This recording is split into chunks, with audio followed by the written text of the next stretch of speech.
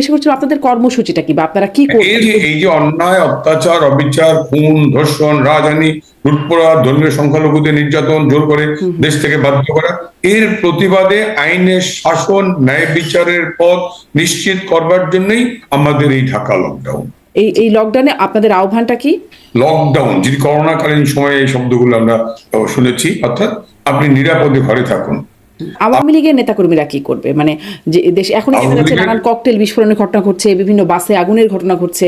সরকার বাসে আগুন দিয়ে মানুষ হত্যা করে, ককটেল বিস্ফোরণ ঘটিয়ে আওয়ামী লীগের শান্তিপূর্ণ কর্মসূচিকে কালিমা লেপন করতে চায়।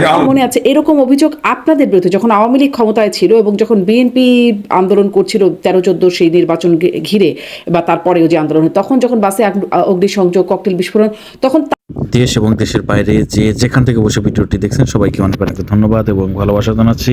আগামীকাল 13ই নভেম্বর মাঠে নামছে আওয়ামী লীগ। তারা কি সফল হতে পারবে কি পারবে না এই বিষয় নিয়ে কথা বলা হচ্ছে। আমরা সরাসরি ভিডিও স্ক্রিনে চলে যাব, সেখানে বিস্তারিত দেখে আসবো। ভিডিওটি অত্যন্ত গুরুত্বপূর্ণ হবে, অবশ্যই ধৈর্য সহকারে পুরো ভিডিওটি দেখবেন। আপনাদের কর্মসূচিটা কি বা আপনারা কি করবেন? এই যে অন্যায়, অত্যাচার, অবিচার, খুন, ধর্ষণ, রাজধানী, লুটপাট, ধর্মীয় সংখ্যালঘুদের নির্যাতন, জোর করে দেশ থেকে বাধ্য করা, এর প্রতিবাদে আইনের শাসন, ন্যায় বিচারের পথ নিশ্চিত করবার জন্যই আমাদের এই ঢাকা লকডাউন। এই লকডাউনে আপনাদের আহ্বানটা কি? লকডাউন, যদি করোনাকালীন সময়ে এই শব্দগুলো আমরা শুনেছি, অর্থাৎ আপনি নিরাপদে ঘরে থাকুন। আওয়ামী লীগের নেতাকর্মীরা কি করবে? মানে যে দেশে এখনই দেখা যাচ্ছে নানান ককটেল বিস্ফোরণের ঘটনা ঘটছে, বিভিন্ন বাসে আগুনের ঘটনা ঘটছে। সরকার বাসে আগুন দিয়ে মানুষ হত্যা করে, ককটেল বিস্ফোরণ ঘটিয়ে আওয়ামী লীগের শান্তিপূর্ণ কর্মসূচিকে কালিমা লেপন করতে চায়। মনে আছে এরকম অভিযোগ আপনাদের বিরুদ্ধে যখন আওয়ামী লীগ ক্ষমতায় ছিল এবং যখন বিএনপি আন্দোলন করছিল 13-14 সেই নির্বাচন ঘিরে বা তারপরেও যে আন্দোলন, তখন যখন বাসে অগ্নিসংযোগ, ককটেল বিস্ফোরণ, তখন তারা ঠিক একই কথা বলছিল যে এগুলো সরকারের পক্ষ থেকে করেই এগুলো বিএনপির নামে চাপিয়ে দেওয়া হচ্ছে। ওরা শীর্ষ সন্ত্রাসীদের ছেড়ে দিয়েছে, ওরা জঙ্গিদের ছেড়ে দিয়েছে। সেই জঙ্গিরা ঠিক আপনারা যখন কর্মসূচি রাখছেন তখনই সেই কেন ককটেল বিস্ফোরণ করছে? বা এনসিপি কার্যালয়ে বোমা হামলার দায়ে গ্রেপ্তার হয়েছে শিবির কর্মী। আমি কিন্তু দেখতে পাচ্ছি যে যাদেরকে গ্রেপ্তার করা হয়েছে তাদের অনেকেই ছাত্রলীগের নেতা। বাংলাদেশ থেকে এই গত এক সপ্তাহে 10,000-এর বেশি আওয়ামী লীগের নেতাকর্মীকে গ্রেপ্তার করা হয়েছে। হোটেলে গিয়ে মোবাইল চেক করছেন, আইডি কার্ড চেক করছেন। 28 অক্টোবরের কর্মসূচি থেকে এই বিষয়গুলো তখন অবশ্য মিডিয়াতেও এসেছিল যে ছাত্রলীগ, আওয়ামী লীগের লোকরা পুলিশের সাথে মিলে মানুষের মোবাইল চেক করছে হোটেলে। এটা আওয়ামী লীগ করে না। আমাদের আওয়ামী লীগের প্রোগ্রামের নামই হচ্ছে লকডাউন, নিরাপদে নির্বিঘ্নে ঘরে থাকা। আপনার বিরুদ্ধে একদম সরাসরি অভিযোগ করেছিলেন আপনার জেলারই আওয়ামী লীগ নেতা। তিনিও বলেছিলেন যে আপনি আপনার মালিকানাধীন বিহঙ্গ পরিবহনে আগুন দিয়েছেন, আপনার মদতে হয়েছে এবং 11 জন মানুষ সেখানে মারা গেছে। আমি উত্তর দেবো, আমি যেই ভদ্রলোক আমার বিরুদ্ধে অভিযোগ করেছিলেন, আমরা যখন ছোট ছিলাম বিশ্ববিদ্যালয়ে পড়ি। প্রশ্ন হবে লাগামহীন, জানাতে চাই এই সময়ের পালস অফ পলিটিক্স। কি হতে যাচ্ছে 13ই নভেম্বর? আওয়ামী লীগের ঢাকা লকডাউন কর্মসূচিকে ঘিরে ব্যাপক সতর্কতা নিয়েছে সরকার। প্রস্তুতির কথা জানাচ্ছে বিভিন্ন রাজনৈতিক দল এবং সংগঠন। ইতিমধ্যেই বিভিন্ন জায়গায় ককটেল বিস্ফোরণ, বাসে আগুন দেওয়ার মতো ঘটনা ঘটেছে, চলছে ধরপাকড়। কি হবে 13 তারিখ এবং তারপর কি? এই আলোচনায় স্বপ্নধরা নিবেদিত পালস অফ পলিটিক্সে আমার আজকের অতিথি আওয়ামী লীগের সাবেক সংসদ সদস্য পঙ্কজ দেবনাথ। আপনাকে স্বাগত জানাচ্ছি পালস অফ পলিটিক্সে আমার আজকের আয়োজনে। ধন্যবাদ আপনাকে, শুভ সকাল, আমাকে সংযুক্ত করবার জন্য ধন্যবাদ। আমি বাংলাদেশের রাজনীতিতে বলি বা আলোচকদের মাঝে আলোচিত বা খুব সারা জাগাচ্ছে এখন 13ই নভেম্বর। আপনারা কর্মসূচি দিয়েছেন, লকডাউন কর্মসূচি। একটু ছোট্ট করে যদি সামারি করে একটু বলেন যে কি আপনাদের উদ্দেশ্য, কি আর কি করবেন এই কর্মসূচিতে। আপনাকে ধন্যবাদ খুব সময় উপযোগী এই প্রশ্নটি করবার জন্য। আমাদের এই প্রোগ্রামটা হচ্ছে মূলত দেশ রক্ষার প্রোগ্রাম। আমরা রাজনৈতিক কর্মী, রাজনীতি করি। আওয়ামী লীগ দেশের কল্যাণ, আওয়ামী লীগের রাজনীতির মূল দর্শনটি হচ্ছে জনগণের কল্যাণ করা। গত 13-14 মাসের অপশাসন, দুঃশাসনে বাংলাদেশের মানুষ আজ অতিষ্ঠ, দিশেহারা, বিপর্যস্ত। সেখানে মৌলিক মানব অধিকার থেকে শুরু করে বাক ব্যক্তি স্বাধীনতা সব আজকে বাধাগ্রস্ত হচ্ছে। ন্যায় বিচারের পথ রুদ্ধ হয়েছে। পরিকল্পিত পূর্ব নির্ধারিত রায় ঘোষণা করে রাজনীতি থেকে জাতীয় নেতৃবৃন্দকে নির্বাচনে পাঠানোর ষড়যন্ত্র হচ্ছে। বয়োবৃদ্ধ মুক্তিযোদ্ধারা আজকে অসম্মানিত, অপমানিত। নারী তার অধিকার নেই। শিল্প কলকারখানা বন্ধ, লক্ষ লক্ষ শ্রমিক বেকার। সাংবাদিক, সিনিয়র সাংবাদিকরা পর্যন্ত আজকে কারাগারে বছরের বেশি সময় যাবৎ নির্যাতিত হচ্ছেন।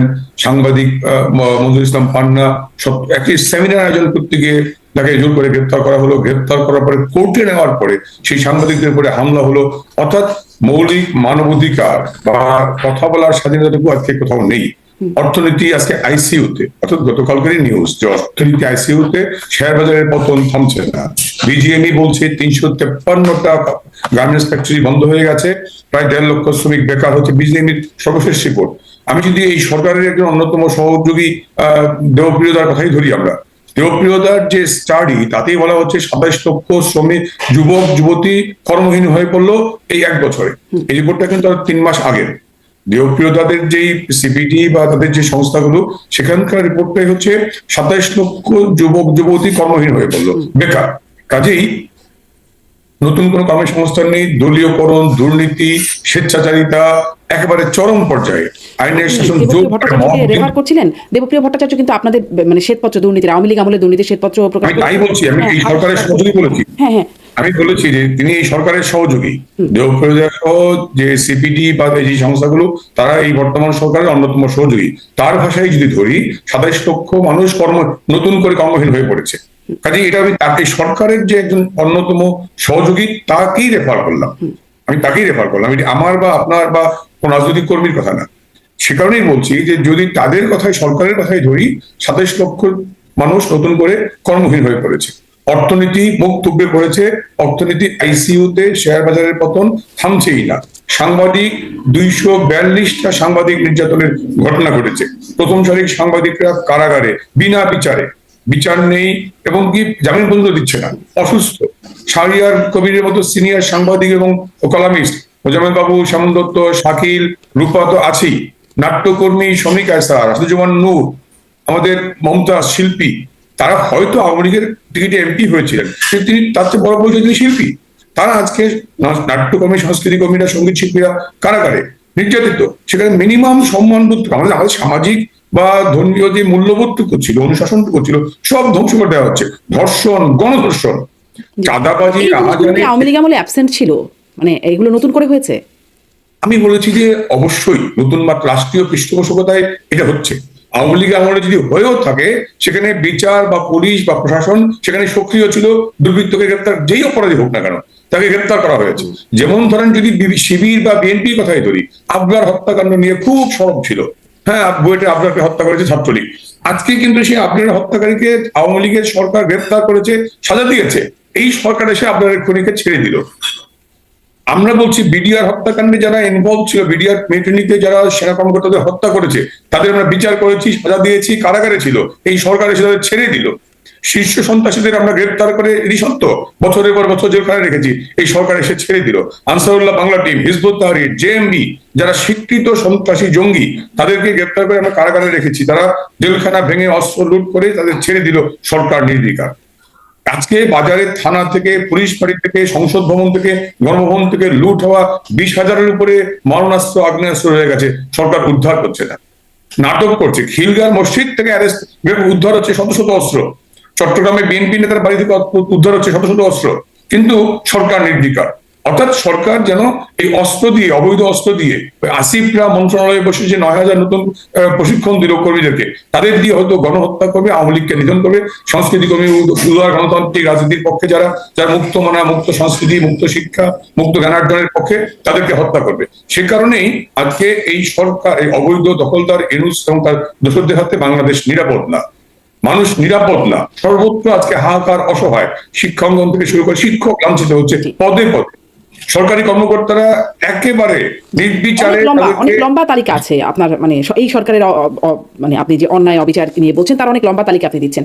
এই জন্য আপনারা আসলে, আমি জিজ্ঞাসা করছিলাম আপনাদের কর্মসূচিটা কি, বা আপনারা কি করবেন এর প্রতিবাদে? এই যে অন্যায়, অত্যাচার, অবিচার, খুন, ধর্ষণ, রাজধানী, লুটপোড়া, ধর্মীয় সংখ্যালঘুদের নির্যাতন, জোর করে দেশ থেকে বাধ্য করা, এর প্রতিবাদে আইনের শাসন, ন্যায় বিচারের পথ নিশ্চিত করবার জন্যই আমাদের এই ঢাকা লকডাউন।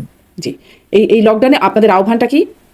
আমাদের আহ্বান হচ্ছে লকডাউন, যদি করোনাকালীন সময়ে এই শব্দগুলো আমরা শুনেছি, অর্থাৎ আপনি নিরাপদে ঘরে থাকুন, আপনার ঘরে নিরাপদে নির্বিঘ্নে শান্তিপূর্ণ ঘরে অবস্থানটাই এই সরকারের বিরুদ্ধে নীরব প্রতিবাদ। অর্থাৎ রাজপথে এসে আপনাকে আক্রমণাত্মক প্রতিবাদ করতে না বলে, আমি বলছি আপনি সাংবাদিক, আপনি সাধারণ মানুষ, আপনি রিক্সা চালক, আপনি বাসের ড্রাইভার, হেল্পার, সরকারি কর্মকর্তা, কর্মচারী, শিক্ষক, আপনি ঘরে থেকে নীরবে প্রতিবাদ জানান। এটাই হচ্ছে গণতন্ত্রের পক্ষে, দেশ রক্ষার জন্য আপনার সাধারণ মানুষ নিরাপদে ঘরে থাকবে। আর আওয়ামী লীগের নেতাকর্মীরা কি করবে? মানে যে দেশে এখন নানান ককটেল বিস্ফোরণের ঘটনা ঘটছে, বিভিন্ন বাসে আগুনের ঘটনা ঘটছে। এবং এনসিপি কার্যালয়ে ককটেল বিস্ফোরণ করতে গিয়ে যে ছেলেটা ধরা পড়লো পুলিশের হাতে, সে কিন্তু শিবির কর্মী।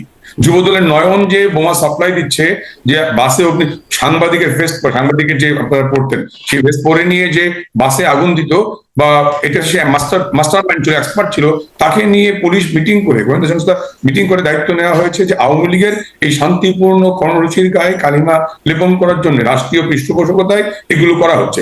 ছোট্ট একটা উদাহরণ দিই, ন্যাশনাল মিডিয়া গত 14 মাসে আওয়ামী লীগের নাম তো উচ্চারণের সুযোগ ছিলই না। আওয়ামী লীগ এর চেয়ে বড় কিছু ঘটবে, বড় ঘটনা ঘটেছে, কোনো কিচ্ছু এক্সপোজ করে নাই। আপনারা কিন্তু নুর হুদার মতো সিনিয়র মুক্তিযোদ্ধা সিইসি কে যে গ্রেপ্তার করে নিয়ে লাঞ্ছিত করলো অথবা জুতার মালা পড়লো, কোনো মিডিয়ায় নিউজ আসে নাই, সোশ্যাল মিডিয়া ছাড়া। কেন আসে নাই? এটা তো সব মিডিয়াতে নিয়ে আলোচনা করা। আমি বলছি সরকারের নিষেধাজ্ঞার কারণে, সরকারের নির্দেশনার কারণে আপনারা মিডিয়া কমিউনিটি এক্সপোজ করতে পারেন। আজকে হঠাৎ করে কেন বাসে আগুন দেওয়ার ছবিগুলো এক্সপোজ করছেন? অর্থাৎ আপনারা, সরকার বাসে আগুন দিয়ে মানুষ হত্যা করে, ককটেল বিস্ফোরণ ঘটিয়ে আওয়ামী লীগের শান্তিপূর্ণ কর্মসূচিকে কালিমা লেপন করতে চায়। এটা নিশ্চয়ই মনে আছে, এরকম অভিযোগ আপনাদের বিরুদ্ধে যখন আওয়ামী লীগ ক্ষমতায় ছিল এবং যখন বিএনপি আন্দোলন করছিল 13-14 সেই নির্বাচন ঘিরে বা তারপরেও যে আন্দোলন, তখন যখন বাসে অগ্নিসংযোগ, ককটেল বিস্ফোরণ, তখন তারা ঠিক একই কথা বলছিল যে এগুলো সরকারের পক্ষ থেকে করেই এগুলো বিএনপির নামে চাপিয়ে দেওয়া হচ্ছে। শুধু তারাই যে বলছিল তা না, মানে আপনার বিরুদ্ধে একদম সরাসরি অভিযোগ করেছিলেন আপনার জেলারই আওয়ামী লীগ নেতা, তিনিও বলেছিলেন যে আপনি আপনার মালিকানাধীন বিহঙ্গ পরিবহনে আগুন দিয়েছেন, আপনার মদতে হয়েছে এবং 11 জন মানুষ সেখানে মারা গেছেন। আবার একই রকম বিষয়, একই রকম কথাবার্তার পুনরাবৃত্তি হচ্ছে না? আমি বলছি, আপনার মনে থাকার কথা, বেগম জিয়া বিএনপি চেয়ারপারসন, তিনি বলছেন অবরোধ চলবে। অর্থাৎ ওরা নির্বাচন বানচালের ঘোষণা দিয়েছে। 14 সালে নির্বাচন সাংবিধানিক ধারাবাহিকতা রক্ষার জন্য অনিবার্য ছিল। কাজেই নির্বাচন হতে হবে, রাজনৈতিক দায়িত্বশীল রাজনৈতিক দল হিসাবে আপনি নির্বাচনে অংশগ্রহণ করবেন, এটি জনগণের প্রত্যাশা। আপনি নির্বাচনকে অংশগ্রহণ করলেনই না, নির্বাচন বানচালের জন্য আপনি কর্মসূচি দিলেন, অবরোধ দিলেন এবং হিংসাত্মক কর্মসূচি দিলেন। শুধু বাসে আগুন না, একেবারে পুলিং এজেন্ট, শিক্ষক, ভোট কেন্দ্রে আগুন দেওয়া থেকে শুরু করে এমন কিছু নাই আপনারা করেন নাই।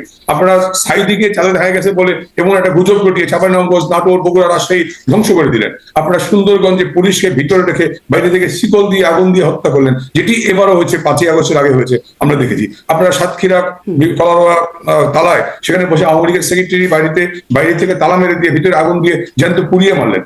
এইটা, এই রাজনৈতিক কর্মসূচিটা বিএনপি স্বীকৃত প্রোগ্রাম ছিল। তারা রাজনৈতিকভাবে দায় স্বীকার করেই এই ধ্বংসাত্মক কর্মসূচি দিয়েছিলেন। আর আমাদের প্রোগ্রাম হচ্ছে লকডাউন, নামেই হচ্ছে শান্তিপূর্ণ ঘরে অবস্থান।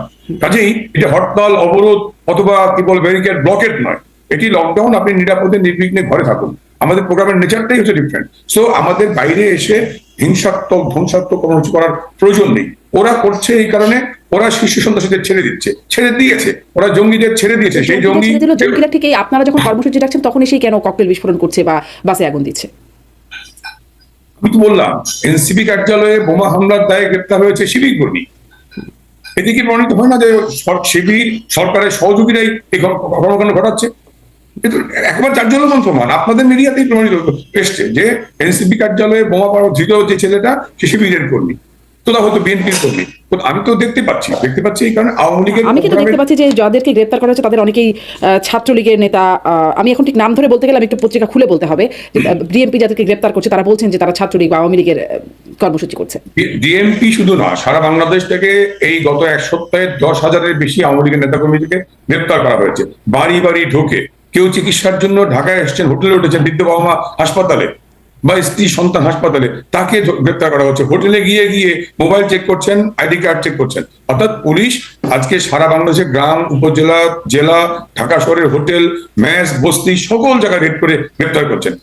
মনে আছে পঙ্কজ দেবনাথ 28 অক্টোবরের কর্মসূচির আগে এই বিষয়গুলো তখন অবশ্য মিডিয়াতেও এসেছিল যে ছাত্রলীগ, আওয়ামী লীগের লোকরা পুলিশের সাথে মিলে মানুষের মোবাইল চেক করছে, হোটেলে সব জায়গায় এরকম রেড চলছে। মানে একই ঘটনার পুনরাবৃত্তি, মানে কথাগুলো শোনা মনে হচ্ছে, এই জন্যই আসলে জিজ্ঞাসা করছি। কথাগুলো অবশ্যই শোনায়, ধরন দুটা। এক হচ্ছে আপনি নির্বাচন হতে দেবেন না, সাংবিধানিক ধারাবাহিকতা বিঘ্ন করবেন, জনমনে অশান্তি সৃষ্টি, আপনার প্রোগ্রামের নেচারাই হচ্ছে আক্রমণ করো। সরকার কিন্তু আপনাকে বাধা দেয়নি, সরকার আপনাকে কিন্তু 28 অক্টোবরের আগে পল্টনে সমাবেশ করতে দিয়েছে। পল্টন হচ্ছে আপনি কাফেরেরও পরে, সেখান থেকে প্রধান বিচারপতির বাড়িতে আগুন দেওয়া, সেখান থেকে এই যে চার্চের সামনে এসে নারী কর্মীদের ট্রাকে আগুন দিয়ে হত্যা করা, এটা কি?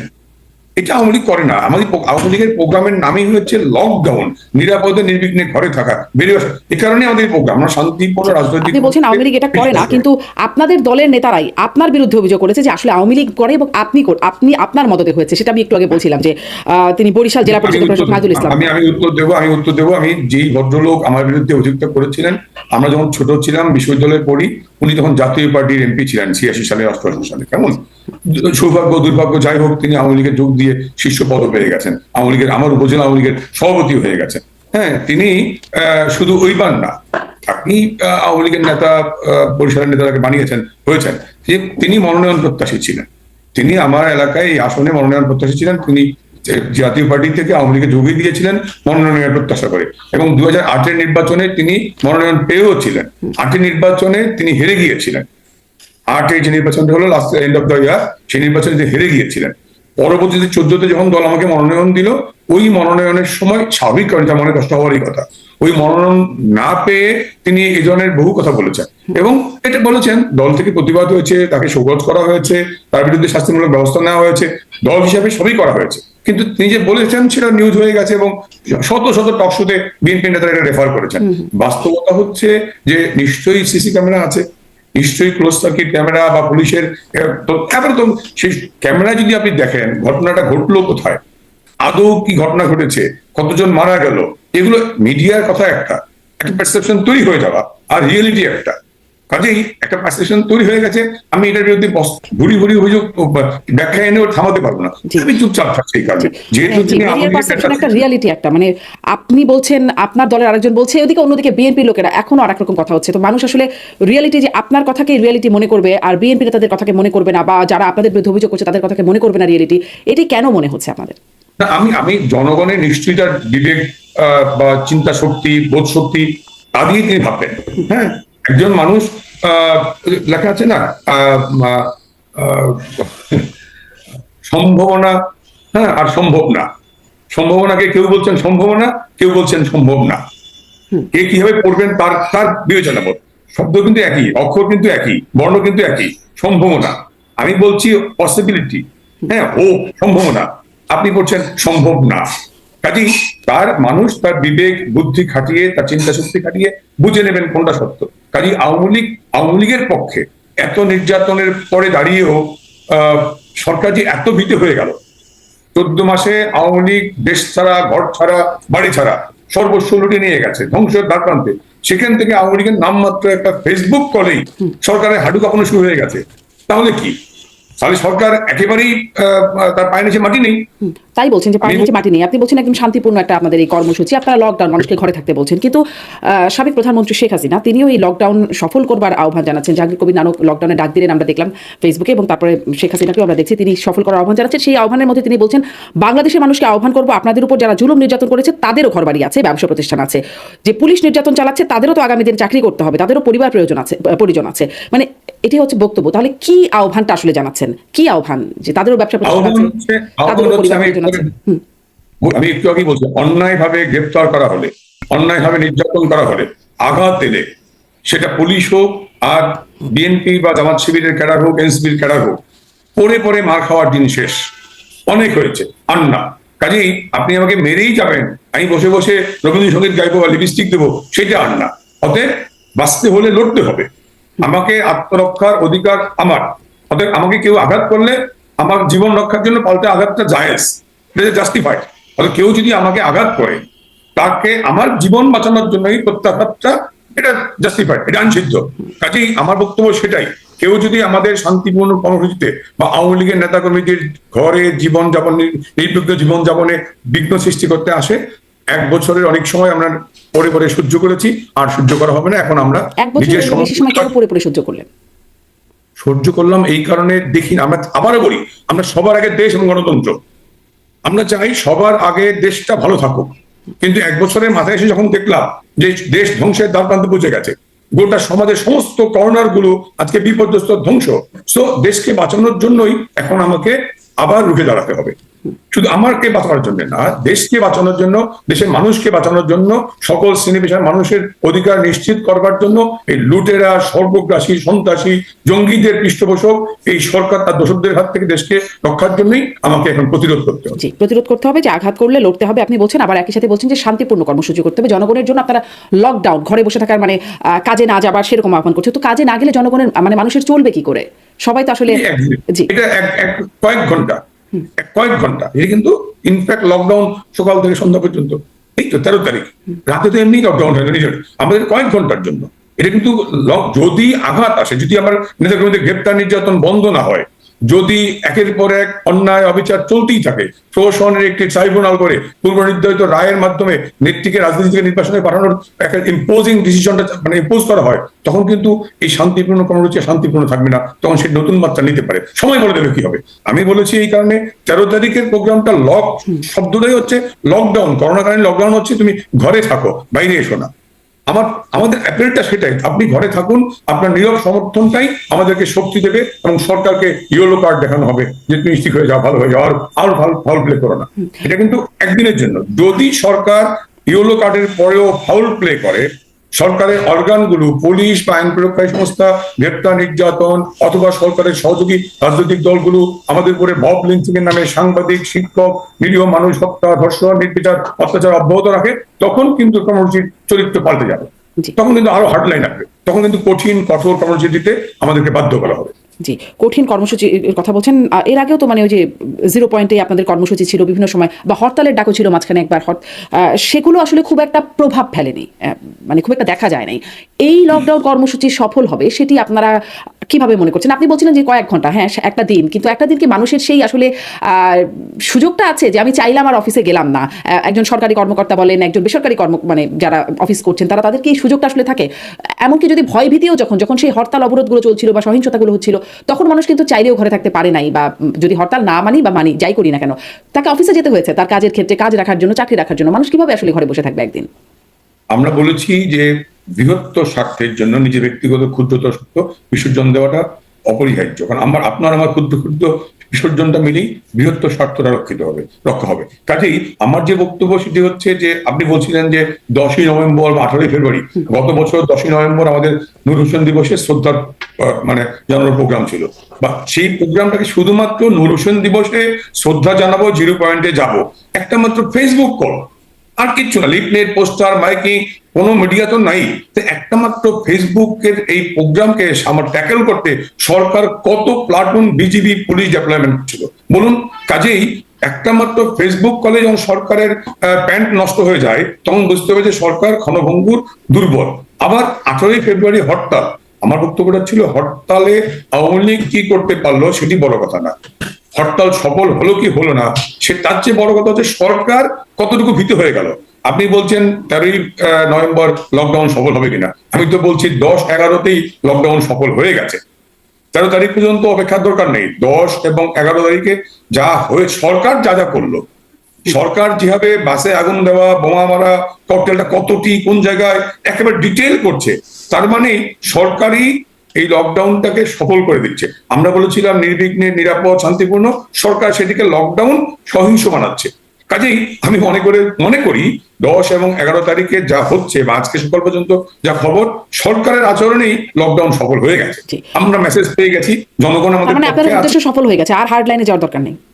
আমরা তো হার্ড লাইনে যাচ্ছি না 13 তারিখে, আগেই বলেছি। আপনি যে বলছেন যদি আপনারা সফল না হয় তাহলে আপনাদের যদি হার্ড লাইনে যাবেন, আমরা দেখছি তো, যেটা আপনি বলছিলেন যে পুলিশকে চিহ্নিত করা, যারা আক্রমণ করছে তাদেরকে চিহ্নিত করা, অবশ্যই।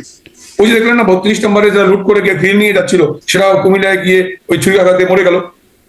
কে যে কখন কার কি পরিণতি হবে সময় ঠিক করে দেবে, কে যে কার কি কখন পরিণতি হবে এটা সময় এবং স্থান কাল পাত্র ভেদে নির্ধারিত হবে। 32 নম্বর লুট করে যে গ্রিলটি নিয়ে খুব বড় বড় কথা বলছিল, ও কিন্তু কুমিল্লায় ডাকাতি করতে গিয়ে ওই যে ছুরিকাঘাতে বা চাপা দিল, ওখানেই শেষ। কার পরিণতি কখন কিভাবে হবে এটি সময় ঠিক করে দেবে। সে কারণেই বলছি, যারাই অতিরিক্ত বাড়াবাড়ি করে, গানে কথা আছে না যে বেশি বাড়লে ঝড়ে ভাঙে, গাছ যখন খুব লম্বা হয়ে যায় অল্প বাতাসে কিন্তু ভেঙে যায়। সরকার বা সরকারের তাবেদার যারা খুব বেশি বাড়াবাড়ি করবে তাদের পরিণতি ওই শহরের মতোই হবে, কুমিল্লা শহরের মতোই। আপনারাও কি বেশি বেড়েছিলেন বলেই ঝড়ে ভেঙে গেলেন বা এই অবস্থা হলো? আমরা বেশি বাড়িনি, আমরা বুঝতে হবে যে আমরা ওদের নেতিবাচক প্রোগ্রাম, নির্বাচন বঞ্চাল, সন্ত্রাস, সহিংসতা, আগুনে পোড়া, এত কিছু চেস করেও কিন্তু আমরা 15 বছর ক্ষমতায় ছিলাম। আমরা যদি মানুষ হত্যা করে ক্ষমতায় থাকতে চাইতাম, আমরা যদি আপনারা নিশ্চয়ই মনে থাকবেন সাহসী সংবাদকর্মী, মানুষ হত্যা করে, বিদ্রোহীদের দমন করে ক্ষমতায় থাকার নজির কিন্তু চীনে টিয়ানানমেন স্কোয়ারে 10,000 মানুষ হত্যা করে কিন্তু CPB, communist party of China ক্ষমতায় ছিল। কাজেই জননেত্রী শেখ হাসিনা বা আওয়ামী লীগ চাইতো যে বিদ্রোহী অথবা এই ছাত্র আন্দোলনের নামে যারা নাশকতা করছে এদেরকে হত্যা করে আমি ক্ষমতা প্রলম্বিত করব, চাইলে আমরা করতে পারতাম, আমরা আরো কিছু করতে পারতাম। মানে আর কত হত্যা হলে ক্ষমতা প্রলম্বিত করতে পারতেন? মানে আর কত হত্যা হলে? মানে আওয়ামী লীগ বলছে সংখ্যাটা এক্সাজারেটেড, কিন্তু স্বাস্থ্য মন্ত্রণালয়টা রেফার করছে 800, তাও যদি হয়। আমি বলি না, আমি 800 কেন, আমি সর্বস্বীকৃত রিপোর্ট, আপনি বলবেন 1400 বা 800, সরকারি গেজেট বলবে 600 বা 800, জাতিসংঘে পাঠাবেন 1400, কাজে কোনটা সত্য? তারপর সেখান থেকে 50 জন মানুষ বেরিয়ে আসবে কবর থেকে, তাহলে কোন আদৌ কি মারা গেছে? সবার কথা, তর্কের ক্ষেত্রে কথা বলছি আমি। আপনি বলছেন, কখনো বলছেন 600, কখনো বলছেন 800, জুলাই ফাউন্ডেশনের তালিকা কত, তার মধ্যে ভুয়া কত? হার্ট অ্যাটাকে মারা গেছে, সড়ক দুর্ঘটনায় মারা গেছে, নর্মাল অসুখে মারা গেছে, তাকেও দেখলেন আর বানাই দিলেন জুলাই যোদ্ধা। হ্যাঁ, তারপরে জাতিসংঘে পাঠালেন 1400, আবার আপনি বলছেন 600 বা 800। পাঠানো হয় না, জাতিসংঘ তাদের নিজস্ব তদন্ত করেছে। এটা আদৌ কি জাতিসংঘ রিপোর্ট জমা হয়েছে? আমার কাছে এটা বিতর্ক আছে। কেউ এসে ইউনুসের টাকা খেয়ে, ইউনুসের ক্রিয়া সংস্থা ইউনুসের টাকা খেয়ে কেউ এসে রিপোর্ট দিয়ে গেল, সাদা চামড়া হলেই সত্য, এই ভাবার কোনো কারণ নেই। আমরা ভুল ভ্রান্তি করা মনে করছি। আমি বলছি এই কারণে, যেই তালিকায় জুলাই যোদ্ধারা দিল অথবা জুলাই ফাউন্ডেশন দিল, সেখান থেকে 50 জন মানুষ, হ্যাঁ আমি আছি জীবিত, আমি মরি নাই, তাহলে কোনটা সত্য ধরবো? কাজে এই সংখ্যাটা পুরোটাই ভ্রান্ত। আমরা মানুষ হত্যা করিনি, ওরা স্নাইপার গান দিয়ে 7.62 রাইফেল দিয়ে ওরা হত্যা করেছে। পুলিশকে যখন আপনি ঝুলিয়ে রাখবেন, হত্যা করে গাছে ঝুলিয়ে রাখবেন, ফুটওভার ব্রিজে ঝুলিয়ে রাখবেন, পুলিশ আত্মরক্ষার জন্য গুলি করতেই পারে। আমরা সরকারের নির্দেশে এই আপনার মানে যখন আওয়ামী লীগের কারোর সাথে কথা বলবার সুযোগ হয়, এই বিষয়টা চলেই আসে, মানে পুলিশ হত্যা করে নাই, কিন্তু ক্যামেরা তো দেখা গেছে না যে মানে আবু সাইদকে গুলি ছুটছে, কিভাবে ইয়ামিনকে মারছে, কিভাবে বা তাইমকে মারছে, ইয়ামিনকে কিভাবে ফেলে দিচ্ছে ভ্যান থেকে পুলিশ, নিশ্চিত করছে, লাশ পোড়াচ্ছে। আমি প্রত্যেকটা ঘটনা স্পেসিফিক বলছি। তামিমের হত্যাকাণ্ডকে জানতে হবে আমার, ডিএনএ টেস্ট করে হোক বা কি বলে এটাকে আমরা তদন্ত করে, ওখানে গুলিটা কি 7.62 না পুলিশের 22 হচ্ছে বলে সরকারের গুলি? স্নিগ্ধ মুগ্ধর গুলিকে দেখতে হবে আমার 7.62 না পুলিশের গুলি। আপনি মুগ্ধকে মেরে ফেলে বলবেন পুলিশ মেরেছে, আমাকে জানতে হবে, বুঝতে হবে, তদন্ত করতে হবে যে পুলিশের ঘটনাস্থল কি, পুলিশ, আমরা তো ফুটেজ দেখি প্রত্যেক, আপনি দেখেন, আপনি আবার দেখেন, আপনি মুগ্ধরা যখন ওই যে রোড ব্যারিকেডের সামনে দূর থেকে একটা গুলি, হঠাৎ পুলিশ নাই কোথাও, একটা গুলি গেলে পড়ে গেল। কাজেই মুগ্ধর গুলিটা পুলিশের গুলিতে, পুলিশ নেই কাছাকাছি না 7.62 গুলিতে। তামিমের হত্যাকাণ্ড কি পুলিশের গুলিতে? একদম দেখা যাচ্ছে পুলিশ একদম কাছে থেকে গুলি। হ্যাঁ, আজকে যেমন আসিফরা 9,000 প্রশিক্ষণ দিয়ে পুলিশের পোশাক পরে ছেড়ে দিচ্ছে। আমার বক্তব্য হচ্ছে, পুলিশের পোশাক পরলেই পুলিশ না, ছাত্রের আইডেন্টি কার্ড পরলেই ছাত্র না। ভুয়া নীলক্ষেত থেকে বিভিন্ন জায়গা থেকে ছাত্রদের আইডি কার্ড দিয়ে গার্মেন্টস কর্মীদেরকে ইউনিফর্ম পরিয়ে দিয়ে মাস্কে নামিয়ে দেওয়া হয়েছে, আপনারাই সংবাদ কর্মীরা প্রকাশ করেছেন। কাজেই তার মানে এরকম বিষয়টা আছে, যারা পুলিশের মানে ওরা আসলে পুলিশ ছিল না, পুলিশের পোশাক পরে এই হত্যাকাণ্ডগুলো করে ঘটে। 7.62 এত ক্লোজ দিয়ে আমি উদাহরণ দিই, যদি ব্রিগেডিয়ার শাখা উপদেষ্টা সাহেব তিনি ইমিডিয়েটলি বলছেন যে আমি যখন জাহাঙ্গীর গেটে গেলাম, আমাকে ডিজিএফআই থেকে ফোন করে বলা হলো, স্যার আপনি কি বলে স্নাইপার গানের রেঞ্জে আছেন, সরে আসেন। তাহলে why not it happen in case of আইকিবি যখন ইনভলভ করেন, ভূঁইয়া যখন ডিওএসএসএ রাওয়া ক্লাবে মিটিং করলো, সামরিক বাহিনী বা ক্যান্টনমেন্টের শৃঙ্খলা ভঙ্গ করে মিছিল করলো, উচকে দিল মানুষ হত্যার জন্য। He knows the source of 7.62 rifle sniper গান। কাজী সবটা কিন্তু জাহাঙ্গীর গেট থেকে রাওয়া ক্লাব, এর মধ্যে আমি দুজন সিনিয়র, একজন ইকবাল করিম ভূঁইয়া সেনাপ্রধান, আরেকজন ব্রিগেডিয়ার শাখা হচ্ছে, দুজনই সরকারের ঘনিষ্ঠ মানুষ। দুইটা ঘটনা ঘটবে। তাহলে ইকবাল করিম ভূঁইয়া রাওয়া ক্লাবে মিছিল করছেন, মিটিং করছেন, বক্তৃতা দিচ্ছেন, তার বেলায় কিন্তু বাড়িধারা ডিওএসএসএ মহাকালী তার বেলায় স্নাইপার গানের অ্যালার্ট নাই, সতর্কবাণী নাই। ব্রিগেডিয়ার শাখাদের বেলায় স্নাইপার গানের সতর্কবাণী। কাজেই ইকবাল করিম ভূঁইয়াকে জিজ্ঞেস করেন না উনি কোথেকে সাপ্লাই দেন, ন্যাটো গান। এই 7.62 ন্যাটোর অস্ত্র, এটি কিন্তু বাংলাদেশের পুলিশের অস্ত্র না। কাজেই না, বাংলাদেশ এটি ব্যবহার করে দেখছিলাম 2022 সাল থেকে, এটা 24-এ যে ব্যবহার শুরু হয়েছে তা না, এর আগে থেকেই পুলিশের কাছে আছে। শুধু আমি আমার এই ডেভেলপমেন্টে এই 24শে জুলাই আগস্টের পুলিশের যে ডেভেলপমেন্ট, সেই অস্ত্রের তালিকা আছে, সেই অস্ত্রের তালিকায় 7.62 নাই। 7.62 নেই। কাজেই আমি মুগ্ধ বা তামিম যা হত্যা হয়েছে সেটা কোন গুলিতে হয়েছে তা তদন্ত করে বের করতে হবে। সাইদের কথাটা দেখতে খারাপ লাগছে। কিন্তু পুলিশ কর্মকর্তারা অবশ্যই স্বীকার করেছে যে 7.62 আমি সাইদেরটা শেষ করি। যে কোনো হত্যাকাণ্ড নিন্দনীয়, আমরা সেই শোকাহত পরিবারের প্রতি সমব্যথী, আমরা স্বজনের কষ্ট বুঝি, ব্যথা বুঝি, আমরা জোর করে ক্ষমতায় থাকতে চাইনি। কিন্তু সাইদ যদি একজাক্টলি পুলিশের গুলিতে মারা যেত, যেই পরিমাণ ফুটেজে আপনার সাইদকে হত্যার গুলি দেখাচ্ছে, গুলিতে একটা দিন উঠিয়ে পড়ার কথা, এতবার গুলি করা লাগে না। বলেন কতবার সত্য দেখাচ্ছেন আপনারা? না, যেটি দেখা যাচ্ছে আবু সাইদকে কাবার বুলেটে। যাই হোক, এই বিষয়গুলোর এখন তদন্ত করবার মতো জায়গায় আমি নাই বা ক্ষমতাও সেটি নেই যে এই বিষয় নিয়ে আমিও নেই। আমি আশা করবো প্রত্যেকটি ঘটনার যথাযথ তদন্ত হবে। তারপরে আমি বলি, অনেকে বলে আওয়ামী লীগ কি দায় স্বীকার করলো? আমি বলেছি আমি দায়ী ততটুকুর জন্যই, আমি দায় ততটুকুই নেব যতটুকুর জন্য আমি দায়ী। আমি দায় নেব ততটুকুর জন্য যতটুকুর জন্য আমি দায়ী। যার জন্য আমি দায়ী না তার দায় আমি নেব না। কিন্তু আমরা তো দেখেছি, মানে ওই বক্তব্যটা শুনেছি, সাবেক প্রধানমন্ত্রী শেখ হাসিনা কথা বলছেন, পরবর্তীতে জানা গেল তাপস সাবেক মেয়র ঢাকা দক্ষিণে, তার সাথে কথা বলছিলেন, সেখানে বলছেন যে লেথাল ওয়েপন ব্যবহারের নির্দেশনা তিনি দিয়ে রেখেছেন, ওপেন নির্দেশনা দেওয়া আছে, এইরকম বক্তব্য তো শোনা গেছে। আমি তো বলেছি এটা এআই জেনারেটেড না জেনুইন, সেটা তো একটা নিরপেক্ষ মানে হাই পাওয়ার প্রয়োজন মধ্যে বিদেশি কোনো সংস্থাকে তদন্ত করতে হবে। এটি তো বিবিসি বসা দিয়ে না বিবিসি কে বসেন বলতো? বিবিসিতে বসা কে এখন? লন্ডনে বসা কে? কট্টর বিএনপি নেতা। বিএনপি যিনি ঢাকায় লন্ডনে যিনি আমাদের প্রেস মিনিস্টার যিনি বসা আছেন তিনি কে? গোটা বিএনপির রোলটা কি? আমরা যদি তাদের বাড়ি সিএস খতিয়ান খুঁজি, বাংলাদেশে তাদের বাড়ি কোথায়, ছাত্র জীবনে তার পরিচয় কি, তার রোল কি, আমরা যদি একটা সাংবাদিক, আপনি আমাকে বলতে পারবেন 10 বছরের আমার ক্রেডেনশিয়াল দেখে, আমার পারফরমেন্স দেখে, আমরা তাই বলতে পারবো। বিবিসি কে দিয়ে নিউজ করানোই সব সত্য, এটা ভাবার কোনো কারণ নেই। বিবিসি নিউজ সত্য না, আপনারা বলছেন যেটা AI generated. Awami League official Facebook পেজে হতে পারে। কিন্তু এই যে সাবেক প্রধানমন্ত্রী শেখ হাসিনা তিনি যে আন্তর্জাতিক গণমাধ্যমগুলোকে একদিনে সাক্ষাৎকার দিলেন, সেখানে আচ্ছা মানে একদিনে প্রকাশ হয়েছে আর কি, একদিনে সেটি প্রকাশ হয়েছে। উনি 7-8টা মিডিয়া ধাপে ধাপে দিচ্ছেন, একদিনে তো সম্ভব না, এত প্রশ্নের উত্তর তো একদিনে। নিশ্চয়ই তিনি হয়তো আগে পরে দিয়েছেন, একদিনে প্রচার নিশ্চিত যেন হয় সেটির বিষয়ে কাজ করেছে আওয়ামী লীগের টিম, সেটিও আমরা জানি। তো যাই হোক, সেই বিষয়টি হচ্ছে এটা যে সেখানে কিন্তু তাকেও এই প্রশ্নটি করা হয়েছিল যে লেথাল ওয়েপনের ব্যবহারের নির্দেশনা, তিনি এটি কি বলেছেন? তিনি কিন্তু বলেন না এটা এআই জেনারেটেড, তিনি বলেছেন টেকেন আউট অফ কনটেক্সট, মানে এই বিষয়টিকে প্রসঙ্গের বাইরে থেকে নেওয়া হয়েছে, এটি তারই বক্তব্য যেটি বোঝা যাচ্ছে, কিন্তু টেকেন আউট অফ কনটেক্সট। সজীব অজয় জয় এই প্রসঙ্গে বললেন এটি হলি আর্টিজানে দেওয়া নির্দেশনা, হলি আর্টিজানের জন্য, আর আওয়ামী লীগ বলল অফিসিয়াল ফেসবুক পেজে যে এটি এআই জেনারেটেড। মানে কিভাবে, কেমন গন্ডগোল কথা এটা কি করে? সেখানেই বলছি, একটা ঘটনাকে নিয়ে আপনাকে ওই সময়টা আপনি বলে গেলেন যে এটা শেখ হাসিনার ভয়েস। এমন আমাদের 2007 সালে নিমভৌমিক স্যার, হারুন স্যার যখন জেলখানায়, আনোয়ার স্যার যখন জেলখানায়, আমরা তখন জেলখানায়, নিমভৌমিক স্যারকে ব্লেম করবার জন্য, তাকে গ্রেফতার করার আগে পুরো নিম স্যার আবার হিউম্যান রাইটস অর্গানাইজেশন করতেন, হিন্দু বৌদ্ধ খ্রিস্টানের সেক্রেটারি ছিলেন, তিনি বিভিন্ন সময় প্রোগ্রাম দিয়েছেন। সেই প্রোগ্রাম থেকে একটা ফুটেজ নিয়ে ওই যে আগস্টে সেনাবাহিনী গাড়ি পড়ানো হলো ইউনিভার্সিটিতে, মইনুর কুশপুত্র, ওইখানে এই নিমভৌমিক এই কল দিয়েছে, ওই ফুটেজ অ্যাড করে দিয়ে তাকে গ্রেফতার করা হলো। কাজেই আপনি বা আমি বা এক্সপার্টরা বসে একসাথে, দল নিরপেক্ষ কোনো সংস্থা প্রতিষ্ঠান যদি বসে, এটা কি হোলি আর্টিজানের সময় কল না, এটা এআই জেনারেটেড না, শেখ হাসিনার কল আদৌ না, অথবা এটা কোন এক্সপার্ট টিম লাগবে কেন? যার বক্তব্য বলে বলা হচ্ছে শেখ হাসিনা সাবেক প্রধানমন্ত্রী, দুঃখিত, তিনি বলছেন এটি টেকেন আউট অফ কনটেক্সট, প্রসঙ্গের বাইরে থেকে নেওয়া হয়েছে, মানে তাহলে আর এক্সপার্ট টিম নিয়ে কেন বসতে হবে যেটি আসলে এআই জেনারেটেড কিনা? তাহলে টেকেন আউট অফ কনটেক্সট মানে এটার মিনিংটা কি? মিনিংটা হচ্ছে এটা হোলি আর্টিজানের কথা আপনি এখানে নিয়ে এসেছেন, এটা হোলি আর্টিজানের হয়তো বলেছি রাতে, হোলি আর্টিজানের ওই রাতের অবস্থা আমরা 2রা জুলাই 1লা জুলাই, আওয়ামী লীগ কেন বলে এটা এআই জেনারেটেড?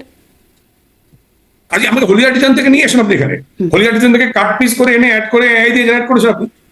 হোলি আর্টিজান যদি আমরা তো কেউ এক্স্যাক্টলি জানি না, কাজেই হোলি আর্টিজান থেকে কেটে এনে এখানে জেনারেট করেছেন আপনি, সো তাহলে এআই দিয়ে জেনারেট করে নিয়েছেন আপনি। জি, এটা হোলি আর্টিজান থেকেও না, সেটি ওই পুরো ফোন আলাপে দেখা যাচ্ছে যে মোহাম্মদপুর থেকে একটা টিম বেরিয়েছে, মানে এই পুরো কথোপকথনটাই আছে সেখানে। বিবিসি বললো সেটি আসলে টাকা খেয়ে করলো তারা, জাতিসংঘ বললো সেটাও টাকা খেয়ে হলো। সাবেক প্রধানমন্ত্রী হ্যাঁ মানে জাতিসংঘ বলছে পুলিশ লেথাল ওয়েপন ব্যবহার করেছে, ব্যবহারের নির্দেশনা এসেছে সরকারের উচ্চ পর্যায় থেকে, সাবেক প্রধানমন্ত্রী, স্বরাষ্ট্রমন্ত্রী, তাদের কাছ থেকে নির্দেশনা এসেছে, এটা জাতিসংঘ বলেছে। আমি বলছি জাতিসংঘ বললো পুলিশ ব্যবহার করেছে। আমি যদি তর্কের খাতিরে অ্যাডমিটও করি, সেখানে প্রধানমন্ত্রীর কল, প্রধানমন্ত্রীর ভয়েস রেকর্ড, এইটা যে সত্য, এটা দিয়ে ওই দিনের এই জুলাই আগস্টে প্রধানমন্ত্রী এই নির্দেশনা দিয়েছেন, তার প্রমাণ কি? জি, তাহলে সেটি সাবেক প্রধানমন্ত্রীকে যখন জিজ্ঞাসা করলো তিনি তো এটি বললেন না যে এটা আমার সেদিনের নির্দেশনা না, তিনি জাস্ট বললেন এটি টেকেন আউট অফ কনটেক্সট। যা হোক, যদি যে কোনো তিনি smartly নিশ্চয়ই উত্তর দিয়েছেন। তার যেহেতু বক্তব্য, তার বক্তব্যটাই নিশ্চয়ই আমলে নেবার মতো যে টেকেন আউট অফ কনটেক্সট, তাহলে এআই জেনারেটেড কেমন করে হয়? আর মানে 3 রকমের বিশ্লেষণ কিভাবে আসে আওয়ামী লীগের কাছ থেকে, বা শেখ হাসিনা সজীবজের জয় এবং আওয়ামী লীগের অফিসিয়াল ফেসবুক পেজে, সেই বিষয়টা আসলে স্পষ্ট হয় না। এই গন্ডগোলটা স্পষ্ট হবে। আপনি যখন আমি স্পষ্ট এটা পরিষ্কার, তিনি মাননীয় প্রধানমন্ত্রী বলেছেন টেকেন আউট অফ কনটেক্সট, অর্থাৎ তিনি ডিটেলে না দিয়ে আমি বা আপনি যে ডিটেলে যাচ্ছি এত বড় ডিটেলে তো তিনি 1-to-1 কনভারসেশন ছিলেন না, তিনি লিখিত প্রশ্নের উত্তর দিয়েছেন, কাজে ওখানে ডিটেল করতে গেলে 3 প্যারা লাগবে। সো সেটা আপনার হলি আর্টিজান থেকে এই পর্যন্ত তিনি এক কথার উত্তর দিয়ে বলে কেমন আছে, ভালো আছি, ব্যাস। ভালো নাই, কেন ভালো নাই, পেট খারাপ না, জ্বর না, আমাশা, অনেক উত্তর দেওয়া লাগবে। আমি হ্যাঁ ঠিক আছে ভালো আছে, এক কথা শেষ। মাননীয় প্রধানমন্ত্রী তার মতো করে স্মার্টলি তিনি বেরিয়ে গেছেন। এত গুরুত্বপূর্ণ এত ভয়াবহ অভিযোগ স্মার্টলি বেরিয়ে গেলে হয়? মানে এটা আপনি যেহেতু আমি এটার জন্য দায়ী না, আমি বলেছি যে আমি মানুষ হত্যা করে ক্ষমতায় থাকতে চাইতাম, আমরা কিন্তু চীনের মতো করতে পারতাম, গণহত্যা আরো মানুষ হত্যা করে। বা ওই রাতে আমি বলে বলছি যেদিন ইকবাল করিম ভূঁইয়ারা ক্যান্টনমেন্টে মিছিল করলেন, ক্যান্টনমেন্ট বোর্ড থেকে মামলা করে ইকবাল করিম ভূঁইয়া সহ যারা যারা মিছিলে ছিলেন তাদের বিরুদ্ধে মামলা করে আরো অনেক কিছু করতে পারতো সরকার। সরকার মনে করেছে যে জোর করে ক্ষমতায় থাকার আমার প্রয়োজন নেই। আমরা মনে করেছি, বা যেটা মাননীয় প্রধানমন্ত্রী সহানুভূতিশীল, আমি যদি লম্বা হচ্ছে আমি একটু বলে নিই, যদি মাননীয় প্রধানমন্ত্রী হিংসাত্মক থাকতেন, তার যদি ছাত্রদের প্রতি মমত্ববোধ বা গণতান্ত্রিক মূল্যবোধের প্রতি শ্রদ্ধা না থাকতো, আপনি দেখেন বিশ্ববিদ্যালয় থেকে রাজু ভাস্কর্য, সেখান থেকে শাহবাগ, শাহবাগ থেকে শেরাটন, শেরাটন থেকে বাংলা মোটর, বাংলা মোটর থেকে ফার্ম গেট, এক একদিন পর পর রাস্তা ব্লক হচ্ছে। পুলিশ কোথাও ফুলের টোকা দিয়েছে? দেয়নি। বঙ্গভবন ঘেরাও করলেন, উস্কানি দিলেন, প্রভোগ করলেন, পুলিশ ফুলের টোকা দিয়েছে? দেয়নি। পুলিশ কখন গেল? যখন পুলিশ আক্রান্ত হলো, যখন টেলিভিশন ভবনে পুলিশকে আগুন দেওয়ার পরে পুলিশকে দিয়ে সেই ছাদে আশ্রয় নিতে হলো, যখন পুলিশকে হেলিকপ্টার দিয়ে উদ্ধার করা হলো, যখন জীবন বাঁচানো হলো, তখন পুলিশ আত্মরক্ষার জন্য তাও তার রাবার বুলেট বা তার যে শটগানের গুলি, ইনফ্যাক্ট এর বাইরে তো সেনাবাহিনীর সদস্যরা সিদ্ধান্ত নিয়ে বলেছে তারা গুলি করবে না। সেনাবাহিনী গুলি করে নাই, বিজিবি গুলি করে নাই, পুলিশের শটগান। তাহলে 7.62 তো যারা এনেছে তারা পুলিশের পোশাক পরে, গার্মেন্টসের যে ছেলে মেয়েদের এনে, মাদ্রাসা ছেলে মেয়েদের এনে, ছাত্রদের ইউনিফর্ম করে দিয়ে, ফলস ভুয়া কার্ড হিলগেট থেকে বা বিভিন্ন বস্তি থেকে কার্ড চাপিয়ে ঝুলিয়ে দিয়ে রাস্তায় নামানো হয়েছে। আজকে প্রমাণিত, আজকে মাত্র 1 বছরও কম সময়ে সমস্ত সত্য কিন্তু একেবারে উদ্ঘাটিত হচ্ছে। বললাম তো 50 জন মানুষ কবর থেকে উঠে এসছে, উঠে এসে বলছে যে আমি মরি নাই। মানে একটা উদাহরণ যথেষ্ট। আপনার বলতে সরকারের বক্তব্য যে পুরোটাই ভ্রান্ত, তা যদি 1400 বা 600 বা 800 একটা লোকও বলে যে আমি মরি নাই, তাহলে কিন্তু পুরো ঘটনাই ভ্রান্ত হয়ে যাবে। সে কারণেই বলছি একটা ঘটনা বলে পুরো ঘটনা কিভাবে ভ্রান্ত হয়? যেগুলো আমরা চোখের সামনে দেখলাম, ধরেন 800 লোকের মধ্যে বা 800 850 লোকের মধ্যে কিছু লোক এসে বললো যে আপনার তালিকা ভ্রান্ত। আমি সেখানেই বলছি বারবার পুঙ্খানুপুঙ্খানু তদন্ত করে নির্ধারণ করতে হবে কে মারা গেল, কোন গুলিতে মারা গেল। প্রতিটি ঘটনার যে ঘটনাগুলো বেশি এসছে, তামিম বলেন, মুগ্ধ বলেন, বারো বলেন, প্রত্যেকটা আমি বলেছি আমি দায় ততটুকুই নেবো যতটুকুর জন্য আমি দায়ী। আমি দায় ততটুকু রিপিট করছি, ততটুকু আমি তাই। আমি কিন্তু ওই যদি 7.64 এর গুলিতে বা পুলিশের ড্রেস পরা ওই সন্ত্রাসীদের গুলিতে কেউ মারা যায়, সেই দায় আওয়ামী লীগের না, আমাদের। আমি এই বক্তব্যটা নতুন আজকে আপনার কাছ থেকে শুনলাম। মানে আমি অনেকদিন ধরে এই প্রসঙ্গটা কেন জানি চলেই আসে। আমি আজকে ঠিক করেছিলাম ঠিক কর্মসূচিটা নিয়ে কথা বলবো, কিন্তু প্রসঙ্গক্রমে এটা চলেই আসে। এই প্রসঙ্গে এইটা আজকে একটু শুনলাম যে পুলিশের ড্রেস পরে বা ছাত্রদের ড্রেস পরে অন্যরা, যারা আসলে পুলিশ না বা অন্যরা ছিল, তারা এখানে আসে। যাই হোক, এই তদন্ত আসলে আপনাদের ভাষ্য এবং বাকি ভাষ্যগুলোর মধ্যে পার্থক্য যেটি পাওয়া যায় সেটি একটা জায়গায় গিয়ে মিলবে কিনা জানি না। আবারও আসি আপনাদের কর্মসূচি নিয়ে, যেহেতু এই তদন্তর বিশ্লেষণ এই মুহূর্তে দেওয়া সম্ভব হচ্ছে না, আপনাদের কর্মসূচিটি নিয়ে আসি যে আপনারা বলছেন যে আপনাদের উদ্দেশ্য বা যদি লক্ষ্য পূরণ না হয় তাহলে আপনারা সামনে আরো কঠোরতর আন্দোলনে যাবেন। কিন্তু এই প্রশ্নটাও করতে চাই, মানে আগেরটা দিয়ে বলছিলাম যে আগের হরতাল বা যে কর্মসূচি ছিলেন সেখানে আসলে যে খুব প্রভাব ফেলার মতো দেখা যায় না, আপনি বলছেন সরকার ভীত হয়েছে। সামনে যদি আপনারা কঠোর আন্দোলন ডাকেন বা কর্মসূচি কিছু দেন, সেখানে আসলে জনসম্পৃক্ততা হবে বা মানুষ আসবে কেন? আমার মনে আছে যে আপনারা যখন বিএনপি কর্মসূচি দিত তখন আওয়ামী লীগের নেতারা বলতেন যে, বিশেষ করে আমার মানে ওবায়দুল কাদের আওয়ামী লীগের সাধারণ সম্পাদক, তিনি বলতেন যে, আমি দেখছিলাম এটা খুঁজতে গিয়ে দেখছিলাম, একদম কোট করি, রিমোট কন্ট্রোল দিয়ে রাজনীতি হয় না। এটি তারেক রহমানের উদ্দেশ্যে বলছেন সাহস থাকলে দেশে আসুন, রাজনীতি করুন, জেলে যাওয়ার সাহস রাখুন, লন্ডন থেকে ডাকে আর জনগণ সাড়া দেবে না। বিএনপি নেতারাও এই আন্দোলনের ডাককে ভুয়া বলে। আপনাদের নেতারা আসলে এই রিমোট কন্ট্রোল ডাকে অবশ্য একটু কম রিমোট, লন্ডন থেকে আর এখানে হয়তো ভারত থেকে একটু কম রিমোট, কিন্তু রিমোট কন্ট্রোল ডাকে একটু পার্থক্য আছে। এই যে লন্ডন বা আমরা কেউ কলকাতায় বা দিল্লিতে বা সিঙ্গাপুরে, মালয়েশিয়ায় বিএনপি নেতারা লন্ডনে ছিলেন, বিএনপি জামাতের নেতারা সবাই সাকাত চৌধুরী বলেন, বেহেশত রাজ্জাক বলেন বা মীর কাসেম আলী বলেন, তাদের সকল পরিবারে কিন্তু লন্ডনে ছিলেন, কেউ দুবাই ছিলেন, কেউ মালয়েশিয়া ছিলেন। তারা থেকে থেকে আন্দোলন পরিচালনা করেছেন। আমাদের তা লাগবে না, কারণ আমাদের সামনে যে ইতিহাসটা আছে, আমরা 75-এর পরে, আমরা যদি 71-এ আমরা ছোট, আপনারা ছোট, 71-এর ইতিহাসও আছে, 75-এর ইতিহাস, 75 পরবর্তী ইতিহাসও আছে। আমরা কিন্তু 75-এর পরে যে জেনারেশন মাটিতে ছিল, গ্রাউন্ডে ছিল, আমি আজকে একটু আগে ফেসবুক আমার রিপ্লাই দিচ্ছিলাম, আমাদের কথা ভুলে যাও, আমরা হয়তো পরামর্শ, শক্তি, সাহস যোগাতে পারবো। তোমরা যারা মাঠে আছো, তোমরাই আগামী দিনের ভবিষ্যৎ। 75-এর পরে কিন্তু তাই হয়েছে। 75-এর পরে কিন্তু যারা মাঠে থেকে জেল কেটেছে, নির্যাতিত হয়েছে, যারা নেতৃত্ব দিয়েছে, দলকে পুনর্গঠিত করেছে, তারাই কিন্তু নেতা হয়েছে। 75-এর পরে রাজ্জাক সাহেব, জাতীয় নেতা রাজ্জাক ভাই, তুফাইল ভাই মতো নেতারাই কিন্তু মেইন স্ট্রিম পলিটিক্সে চলে এসেছেন। তখন বয়স কত? 33, 34, 35। আব্দুর রাজ্জাক তোফায়েলের বয়স কিন্তু তখন 33, 34, 35। তারাই কিন্তু আফটার 75, 2 বছর, 2.5 বছর জেল কেটে বেরিয়ে এসে পার্টিকে রিফর্ম করলেন। নেত্রী দিল্লিতে ছিলেন, ইন্ডিয়াতে ছিলেন, তার কাছ থেকে পরামর্শ নিয়েছেন, সাজেশন নিয়েছেন, নির্দেশনা নিয়েছেন, এবং সেইভাবে দলকে গুছিয়ে নিয়ে তারা 79 নির্বাচন এবং 81-তে নেত্রীর ফিরে আসা। কাজেই আমরা যারা বাইরে থেকে পরামর্শ দিচ্ছি, আমি বলেছি আমরা পরামর্শ দিতে পারবো, সাহস যোগাতে পারবো, বা অন্য কোনো সাপোর্ট দিতে পারবো। যারা মাঠে আছে তারাই আগামী দিনের নেতা। যারা মাঠে থেকে সাহসের সাথে এগিয়ে আসবে, তারাই কিন্তু সময়ের পরীক্ষায়। ডাকটা তো আপনারা দিচ্ছেন, মানে আন্দোলনের ডাকটা তো আপনারা দিচ্ছেন, যে এই দিন লকডাউন পালন করো, এই দিন ধর্মঘট, এই ডাকটা তো আসলে বাইরে থেকে আসে। আমরাই দেবো। আমরা বলতে আওয়ামী লীগের একটা কমিটি আছে, আওয়ামী লীগের সেন্ট্রাল ওয়ার্কিং কমিটি আছে। আমি বলি গোটা আওয়ামী লীগের কেউ দেশে নাই, তারা আসলে রিমোট কন্ট্রোল দিয়েই বা দূর থেকেই আসলে। আমি এই ধারণা ভুল আপনাদের। ভুল এই কারণে বলছি যে আওয়ামী লীগের 3.5 টার্ম বা প্রায় 4 টার্মের মেয়াদে প্রায় 500-র উপরে মন্ত্রী নিয়ে 500, ওয়ার্কিং কমিটি 81, 2-3 মেয়াদে ওয়ার্কিং কমিটিতে মোর দেন 100 হচ্ছে। 500-600 মানুষের মধ্যে ভারতে আছে কত? 70-80 জন, জেলে আছে 100-150। বাকিরা কিন্তু দেশে। আপনি 600-700 মানুষের মধ্যে যারা এমপি অ্যাবাভ বা ওয়ার্কিং কমিটি অ্যাবাভ, কাজেই এরা কিন্তু ভারতে আছে 70-80 জন, জেলে আছে 100-150, আমেরিকা, লন্ডন মিলে সব মিলিয়ে 200 মানুষ, 250 মানুষ বা 300 মানুষ বাইরে আছে। এত নেই, কিন্তু বাকিরা কিন্তু সব দেশে থেকে এমপি মন্ত্রী পাচ্ছেন। আমার কিন্তু উপজেলা চেয়ারম্যান আছে, ভাইস চেয়ারম্যান আছে, মেয়র আছে, পার্টির ডিস্ট্রিক্ট কমিটি আছে, তারা কিন্তু কাজ করছে। তারা কাজ করছে এবং তারা দেশে আছে, আমরা জানি। কিন্তু আমি প্রশ্নটা এটি করছিলাম যে যখন আন্দোলনের ডাক দিচ্ছেন নেতারা, তারা নিরাপদে থেকে বা দেশের বাইরে থেকে তারা যখন ডাক দিচ্ছেন, সেই রিমোট কন্ট্রোল যেটাকে আপনারা টার্ম দিয়েছিলেন, এটা ভার্চুয়ালি, মানে আপনারা তো আন্দোলনে নামছেন না, মানে রাস্তায় তো আপনারা নামবেন, সবাই সবসময় নামবেন। যার বয়স 60 অ্যাবাভ তার পক্ষে আন্দোলন নামা শুরু, যার বয়স বিলো 40 তিনি নামবেন, যিনি 18 to 25, 30 তিনিই নামবেন। তাহলে তারেক রহমানের কথা বলতেন কেন? তখনও তারেক রহমান বিলো 40 ছিলেন না যখন আসলে সেই রিমোট কন্ট্রোল ডাকগুলো দিতেন আন্দোলনের। তারেক রহমান তো তার গ্রাউন্ডের সাথে তার কাজটা ছিল না, গ্রাউন্ড রিয়েলিটি বুঝতে পারতেন না। গ্রাউন্ড রিয়েলিটি বুঝতে পারলে, অর্থাৎ দল, বিএনপি বা আওয়ামী লীগের মতো এই যে গণসংগঠন, ম্যাস অর্গানাইজেশনটা কিন্তু নির্বাচন সম্মেলনে বিকশিত হয়। আপনি দেখবেন আওয়ামী লীগ বা যারা গণসংগঠন গুলো, এত বড় দলগুলো কিভাবে ইউনিয়ন পর্যায়ে নির্বাচন, উপজেলা নির্বাচন, পার্লামেন্ট ইলেকশনে কিন্তু দল শক্তিশালী হয়। 79 নির্বাচনে আমাদেরকে জোর করে হারিয়ে দেওয়া হয়েছিল, কিন্তু নেত্রী ফিরে যাওয়ার প্রেক্ষাপট তৈরি হয়েছিল।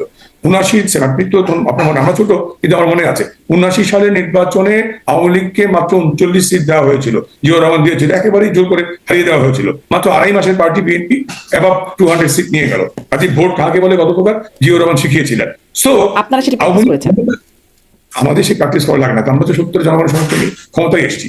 আমরা তো এই দেশের 54 নির্বাচন করেছি, 70 নির্বাচন করেছি, আমাদের নির্বাচন করেছেন, 24 হ্যাঁ আমরা করেছি, আমরা তো নির্বাচন করেই এসেছি। 14-18-তে বিএনপি নির্বাচন বর্জন করেছে, নির্বাচন এলে ফলাফল ভিন্ন হতে পারতো, নির্বাচন আসেই নাই। 18-তে এসেছিল, আমরা তো এখন আসতে চাই, বিএনপি এসেছিল, কিন্তু ফলাফল আসলে যেটা হয়েছে সেটা গ্রহণযোগ্য হয় নাই। এমনকি আওয়ামী লীগের বিএনপি 18-তে এসেছিল, এক সিটে কয়জন প্রার্থী ছিল বলেন?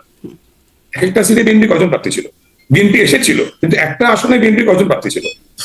কাজেই দলের তো নেতার চরিত্র যদি মনোনয়ন ব্যক্তির কাছে জিম্মি হয়ে যায়, অর্থাৎ তিনি একটা কনস্টিটুয়েন্সিতে 3 জনকে মনোনয়ন দিলেন, সকালে একজন, বিকালে একজন, কর্মীরা কি করবে? কাজেই সেক্ষেত্রে হচ্ছে নেতৃত্বের প্রতি একটা কারণ হিসেবে আপনি দায়ী করতেই পারেন, কিন্তু অনেক কতগুলো কেন্দ্রে শতভাগ ভোট পড়েছে, রাতে যে ভোট পড়েছে সেই বিষয়গুলো আসলে বিবিসির প্রতিবেদন। আমি আবারও বলি, রাতের ভোটটাও কিন্তু মিডিয়া পারসেপশন। আমি যদি উল্টো প্রশ্ন করি, কেউ কি ভোট কেন্দ্রে গিয়ে ভোট দিতে পারে নাই? একটা নজির আছে। কেউ কি ভোট কেন্দ্রে গিয়ে দেখছে ভোট দেওয়া হয়ে গেছে? একটা নজির দেখাতে পারবেন আপনি? এই যে মিডিয়া পারসেপশন, আমি বলি একটা লোক, আমরা কিন্তু কখনোই এই শব্দটা মিডিয়া থেকে পাই নাই। যে মিডিয়া পার্সেপশনটা চট্টগ্রামের 2টা না 3টা কেন্দ্রে ঘটনা ঘটেছিল, সেই কেন্দ্র কিন্তু ভোট গ্রহণ স্থগিত করে বাতিল করে দেওয়া হয়েছিল। ওই একটা বা 2টা ঘটনা দিয়ে এস্টাবলিশ করে ফেললেন রাতের ভোট। আমি যদি আজকে প্রশ্ন করি, বিবিসি খবর করেছে, বিবিসি রিপোর্ট করেছিল তখন যে রাতে। আমি তো বলছি মিডিয়া পারসেপশন, এটা মিডিয়া খবর করলে মিডিয়া পারসেপশন, মানে মিডিয়া প্রতিবেদন করলে পারসেপশন। এটা যা আপনি বলবেন, আপনি যে বলবেন আজকাল হয়েছে নাকি মিডিয়া ট্রায়াল, আপনি ধরা পড়লেন বেড়াতে গিয়ে, আপনাকে বলা হলো যে আপনি মাদক সহ ধরা পড়ছেন। বিচারের আগেই কিন্তু, সাক্ষী প্রমাণের আগেই জাতি জেনে গেল, বিশ্ব জেনে গেল আপনি মাদক কারবারি। এটা হচ্ছে আজকালকার রিয়েলিটি। সে কারণে বলছি যে আমাকে একটা লোক দেখাতে মিডিয়াও পারে নাই যিনি ভোট কেন্দ্রে গিয়ে দেখছেন যে ভোট দিতে পারেন নাই, যে আমার ভোট দেওয়া হয়ে গেছে। এটা কিন্তু আমরা শুনিনি। আমার চ্যালেঞ্জটা সেখানে, আপনি যখন রাতের ভোট বলছেন, আমি বলবো যে একটা লোক আপনি দেখান যে লোকটা বলেছে যে আমি ভোট কেন্দ্রে গিয়ে দেখি আমার ভোট দেওয়া হয়ে গেছে, কাজে তাহলে রাতের ভোটটা করতে গিয়ে এইরকম লোক আসলে অনেকেই দেখানো যাবে পঙ্কজ দেবনাথ, এরকম মানুষের সাথে। তাহলে যে রাতের ভোট হয়নি এটা আমরা তো বলতে পারবো। সেখানে শুধুমাত্র পুলিং এজেন্ট, প্রিজাইডিং অফিসার সবই যে আওয়ামী লীগের, এমন তো না। কাজেই এখানে তো প্রশাসনে, পুলিশে, আর্মিতে, বিজেপিতে সবই যে আওয়ামী লীগের তা তো না। আপনারা এই বক্তব্যটা দিয়ে মানে এটার গ্রহণযোগ্যতা, আপনারা মনে করছেন যে এই বক্তব্যটা খুব গ্রহণযোগ্য হচ্ছে যে 14, 18, 24 ভালো নির্বাচন হয়েছে, এটি আপনারা মানুষকে। আমি নির্বাচনটা বিএনপি বা অন্যান্য দলগুলো নির্বাচন অংশগ্রহণ করলে, পার্টিসিপেটরি ভোট হলে সেটি ভালো নির্বাচন আমরা বলবো। যেহেতু পার্টিসিপেটরি নির্বাচন হলে আপনারা অংশগ্রহণ করতে, যেমন ধরেন এই যে এই ডক্টর ইউনূস আপনারা যখন নিষিদ্ধ হন নাই, আপনাদের কার্যক্রম নিষিদ্ধ হবার আগেই মোহাম্মদ আরাফাত বলেছেন এবং সাবেক প্রধানমন্ত্রী শেখ হাসিনা তিনিও বলেছেন যে নিরপেক্ষ তত্ত্বাবধায়ক সরকার এর অধীনে নির্বাচন করবেন, ডক্টর ইউনূস সরকারের অধীনে কোনো নির্বাচনে যাবে না আওয়ামী লীগ। এটি মোহাম্মদ আরাফাত। আমরা তো ইউনূসকে বৈধ সরকার মনে করি না, কারণ মাননীয় প্রধানমন্ত্রী পদত্যাগ করেন নাই। একটা ফলস ঘোষণার মধ্য দিয়ে তারা দায়িত্ব নিয়েছেন যে প্রধানমন্ত্রী পদত্যাগ করেছেন, দেখাতে পারেন না প্রধানমন্ত্রী পদত্যাগ করেন নাই। প্রধানমন্ত্রীর নির্দেশনা ছাড়া, পরামর্শ ছাড়া, সুপারিশ ছাড়া রাষ্ট্রপতি পার্লামেন্ট ভাঙতে পারেন না। কাজেই তাদের জন্মই তারা অজন্ম। প্রধানমন্ত্রী এভাবে চলে যান তাহলে কি করবে রাষ্ট্র? প্রধানমন্ত্রী চলে যাননি, তাকে এসএসএফ, প্রধানমন্ত্রীর জন্য যে বিশেষ নিরাপত্তা বাহিনী, বাংলাদেশ সরকারের হাইয়েস্ট যে ইয়েটা এসএসএফ বলি, হ্যাঁ, স্পেশাল সিকিউরিটি ফোর্স, তারা প্রধানমন্ত্রীকে নিরাপদে তার জীবন রাখার জন্য পাঠিয়ে দিয়েছেন। পালিয়ে যাওয়া আর এসএসএফ এর নেতৃত্বে, এসএসএফ এর পৃষ্ঠপোষকতায় এসএসএফ এর নিরাপত্তা বলয় থেকে জীবন রক্ষা করা এক জিনিস না। প্রধানমন্ত্রী পালিয়ে যান নাই, তো দায়িত্ব পালন করছেন না, তা পালিয়ে যান তো দায়িত্ব তো পালন করছেন না, আবার পদত্যাগ পত্র জমা দেন। তাহলে আমরা গভর্নমেন্ট এক্সাইল করি, তাহলে গভর্নমেন্ট এক্সাইল করি 71-এর মতো। আমরা তো সেই জায়গায় যাইনি। আমরা 71-এ কিন্তু আওয়ামী লীগ প্রবাসী সরকার গভর্নমেন্ট এক্সাইল করেছিল, আমরা তো সেই জায়গায় যাইনি এখন পর্যন্ত। গভর্নমেন্ট এক্সাইল করতেই পারি, অথরিটি বা গ্রিপটা আপনাদের নাই বলেই নিশ্চয়ই পারেন নাই, তাছাড়া কেন হলো না? হতেই তো পারতো। নাই বলতে আমরা তো এমপিরা এখন আছি, আমাদের তো এত এমপি, 300-350 এমপির মধ্যে মেজরিটি 151 জন এমপি লাগবে। আমরা পার্লামেন্টের অধিবেশন আমরা কারণে যখন মুজিবনগরে করা হয়েছিল, যেখানে বসে আমরা গভর্নমেন্ট এক্সাইল করতেই পারি। আমরা তো বাংলাদেশটাকে সেই জায়গায় নিয়ে যাচ্ছি। আমরা তো বলছি আমরা দেশকে ভালোবাসি, আমাদের রাজনীতি দেশের জন্য, দেশের মানুষের কল্যাণের জন্য। সবার আগে দেশ, সবার আগে সার্বভৌমত্ব, স্বাধীনতা। আমরা দেশের স্বার্থ রক্ষা করি বলেই বারবার বিপদে পড়ি, এবং আবার একটা সময়ের ব্যবধানে সেই বিপদ থেকে আমরা উঠতে আসি। আমরা 2001 সালে বিপদে পড়েছি। আমি বলেছিলাম, আমি তরুণ প্রজন্মের মেসেজটা দিয়ে রাখি, যে তরুণ প্রজন্মকে বলি, যারা তোমরা মনে করছো যে বিদেশে বসে রিমোট কন্ট্রোল কল দিচ্ছেন, আমরা আবারও বলি, আমরা পরামর্শ দিতে পারবো, আমরা সাহস দিতে পারবো, বা আরো বেশি কৌশল শেখাতে পারবো। মাঠের রাজনীতি যারা সাহস নিয়ে এগিয়ে আসবে তারাই কিন্তু আগামী দিনের নেতা। আজকে সকালে দেখছিলাম ঢাকা বিশ্ববিদ্যালয়ের আজকে বিভিন্ন প্রবেশ মুখে, অর্থাৎ ক্যাম্পাসের গেটগুলোতে তালা মেরে দিয়েছে ছাত্রলীগ। আমি ছবি একটু আগেই পাচ্ছিলাম, বিভিন্ন গেটে, অর্থাৎ প্রত্যেকটা আর্টস ফ্যাকাল্টি বলেন, সায়েন্স ফ্যাকাল্টি বলেন, পুষ্টি ভবন বলেন, প্রত্যেকটা সায়েন্সের বিল্ডিং বলেন, ওখানে ক্লবসেবল গেটে তালা মেরে দিয়েছে। অর্থাৎ সেই সাহসী কর্মী আগামী দিনের নেতা, যে আজকে মিছিল করে, সাহস করে এই কর্মসূচি সফল করবে, তারাই আগামী দিনের নেতা। উদাহরণ দিয়ে বললাম, আমাদের বয়সে আমরা আপনি আপনাদের মানে কর্মীদের উদ্দেশ্যে এই বার্তাটা স্পষ্ট করেছেন। শেষ প্রশ্ন একটু করি, যে বিএনপি মহাসচিব মির্জা ফখরুল ইসলাম আলমগীর তিনি সম্প্রতি বলেছেন যে আওয়ামী লীগের বিরুদ্ধে যত মামলা, তিনি কথা দিচ্ছেন যে সেগুলো তুলে নেওয়া হবে। পরে অবশ্য একরকম চাপের মধ্যে পড়েছেন এবং তারপরে তিনি বলেছেন যে হয়রানিমূলক মামলা তুলে নেওয়ার কথা বলছেন এবং সেই ইউনিয়নের কথা বলছেন, কিন্তু তার এই বার্তাটা আমরা আসলে শুনেছি গণমাধ্যমে। এটাকে আপনারা কিভাবে নিচ্ছেন এই বার্তাটিকে? অবশ্যই উত্তরটা মির্জা ফখরুল সাহেব ভালো দিতে পারবেন, কিন্তু আমরা মনে করি সমস্ত মামলা মিনিমাম যে এফআইআর বা এজাহারটা হয়েছে, এজাহারটা পড়লেই মামলা নাই, থাকবে না। যদি আইনের শাসন পুনঃপ্রতিষ্ঠা করা যায়, ন্যায় বিচারের পথ নিশ্চিত করা যায়, মব লিঞ্চিং এর মাধ্যমে হাইকোর্টকে ধ্বংস করা না যায়, বিচার ব্যবস্থা ধ্বংস করা না হয়, তাহলে কিন্তু এর একটা মামলাও কোনো মেরিটে টিকবে না। আপনি একটা ঘটনার, দিনাজপুরের একটা মার্ডারে 4টা মামলা হয়েছে, কাজেই 4টা মামলা যখন হয়, একটা মামলা টিকবে না। আর মামলার এজাহারে, অর্থাৎ মামলা বাণিজ্য করতে গিয়ে, গ্রেপ্তার বাণিজ্য করতে গিয়ে ওই জামাতি পুলিশ আর বিএনপি জামাতের নেতারা যেভাবে মামলা করেছেন, কাছেই বললাম না, এক মামলা হয়েছে, হত্যা মামলা, স্ত্রীকে দিয়ে মামলা করানো হয়েছে, আমার স্বামী বলছে আমি জীবিত। এরকম বহু ঘটনা আছে। মামলার এজাহার গুলো করলে একটা মামলাও টিকবে না। কাজেই যারা সিনিয়র পলিটিশিয়ান, যারা সিনিয়র লয়ার, তারা বারবার বলছেন এই মামলা টিকবে না, থাকবে না। কাজেই আমাদের প্রয়োজন হচ্ছে আইনের শাসন নিশ্চিত করা, ন্যায় বিচারের পথ নিশ্চিত করা। কারণ 21শে আগস্টের গ্রেনেড হামলায় আমরা সবাইকে খালাস দিয়ে দিলাম। তার মানে কি একটা লোক মারা যায় নাই, আইবির রহমান মারা যায় নাই, 24 জন মানুষ মারা যায় নাই, বাংলাদেশে গ্রেনেড হামলা হয় নাই। আপনি 10টা আগস্ট মামলা সবাইকে খালাস দিয়ে দিলেন, মানে কি 10টা আগস্ট মামলা বাংলাদেশে আসে নাই, এটা ইউরিয়া ফার্টিলাইজার ফ্যাক্টরি যেটিতে অস্ত্র নামে নাই। তাহলে কি অর্থাৎ এই যে একেবারেই ম্যাজিস্ট্রেট কোর্ট থেকে উচ্চ আদালত পর্যন্ত যেইভাবে প্রেশার ক্রিয়েট করা হচ্ছে, যেইভাবে ওই মব সৃষ্টি করে বিচার বিভাগকে প্রভাবিত করা হচ্ছে, এই পথ বন্ধ হলে, ন্যায় বিচারের পথ নিশ্চিত হলেই কিন্তু আমরা মামলা থেকে খালাস পেয়ে যাবো, কোনো মামলা ঠিক হয়। কারণ যে প্রসঙ্গে আজকে 13ই নভেম্বর এই আইসিটি ট্রায়াল, আমি এখানে ফিরে আসি, শেষ করছি। আইসিটি বা আইসিসি, ইন্টারন্যাশনাল ক্রিমিনাল কোর্ট বা ট্রাইব্যুনাল কখন হয়, কোথায় কমপ্লাই করে, কখন যাবে? যদি জেনোসাইড হয়, যদি ক্রাইম অ্যাগেন্স্ট হিউম্যানিটি হয়, যদি এথনিক লিঞ্চিং হয়, যুদ্ধ হয়, তখন এটা সম্ভব। এই ঘটনায় তো আইসিটি কমপ্লাই করতে যাচ্ছে না।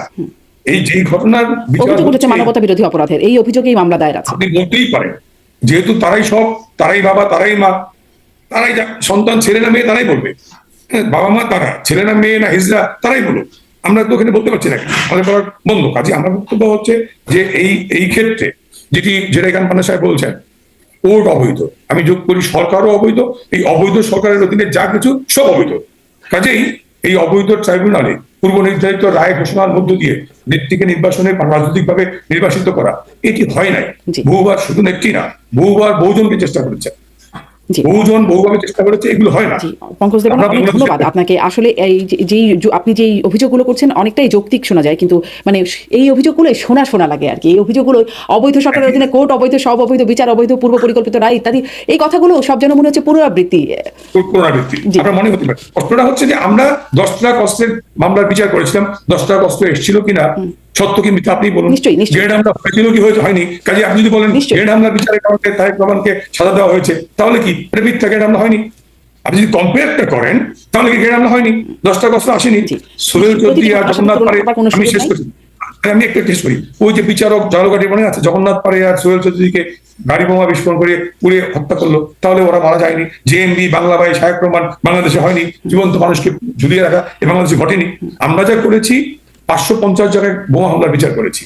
আপনি যদি বলেন আমাদের বিরুদ্ধে গুমের অভিযোগ, বিচার বহির্ভূত হত্যার অভিযোগ, এগুলো তো মানে শুধু একতরফা তালিকা দিলে তো।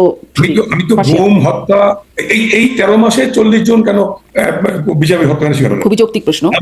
আমরা যদি শেষ করছি, আমরা যদি অপরাধী হয়ে থাকি, তাহলে মাত্র 13 মাসে কেন 40 জন এক্সট্রা জুডিশিয়াল কিলিং এর শিকার হলেন? এই 13 মাসে কেন 242টা সাংবাদিক নির্যাতনের ঘটনা ঘটলো? এই 13 মাসে কেন 3500 সংখ্যালঘু নির্যাতনের ঘটনা ঘটলো? এই 13 মাসে কেন 7000-এর বেশি রাজনৈতিক সহিংসতার ঘটনা ঘটলো? কেন হাজার হাজার মানুষ জীবন দিল?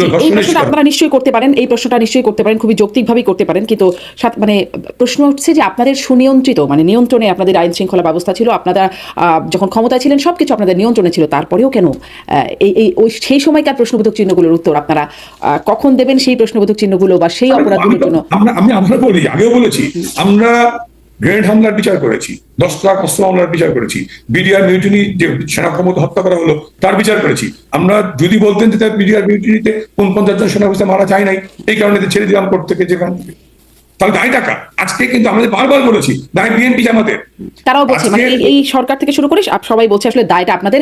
এখন দায় কার সেটি আদালতে নির্ধারিত হবে, আর সেই আদালতকে আপনারাও মানবেন না, তারাও মানবেন না।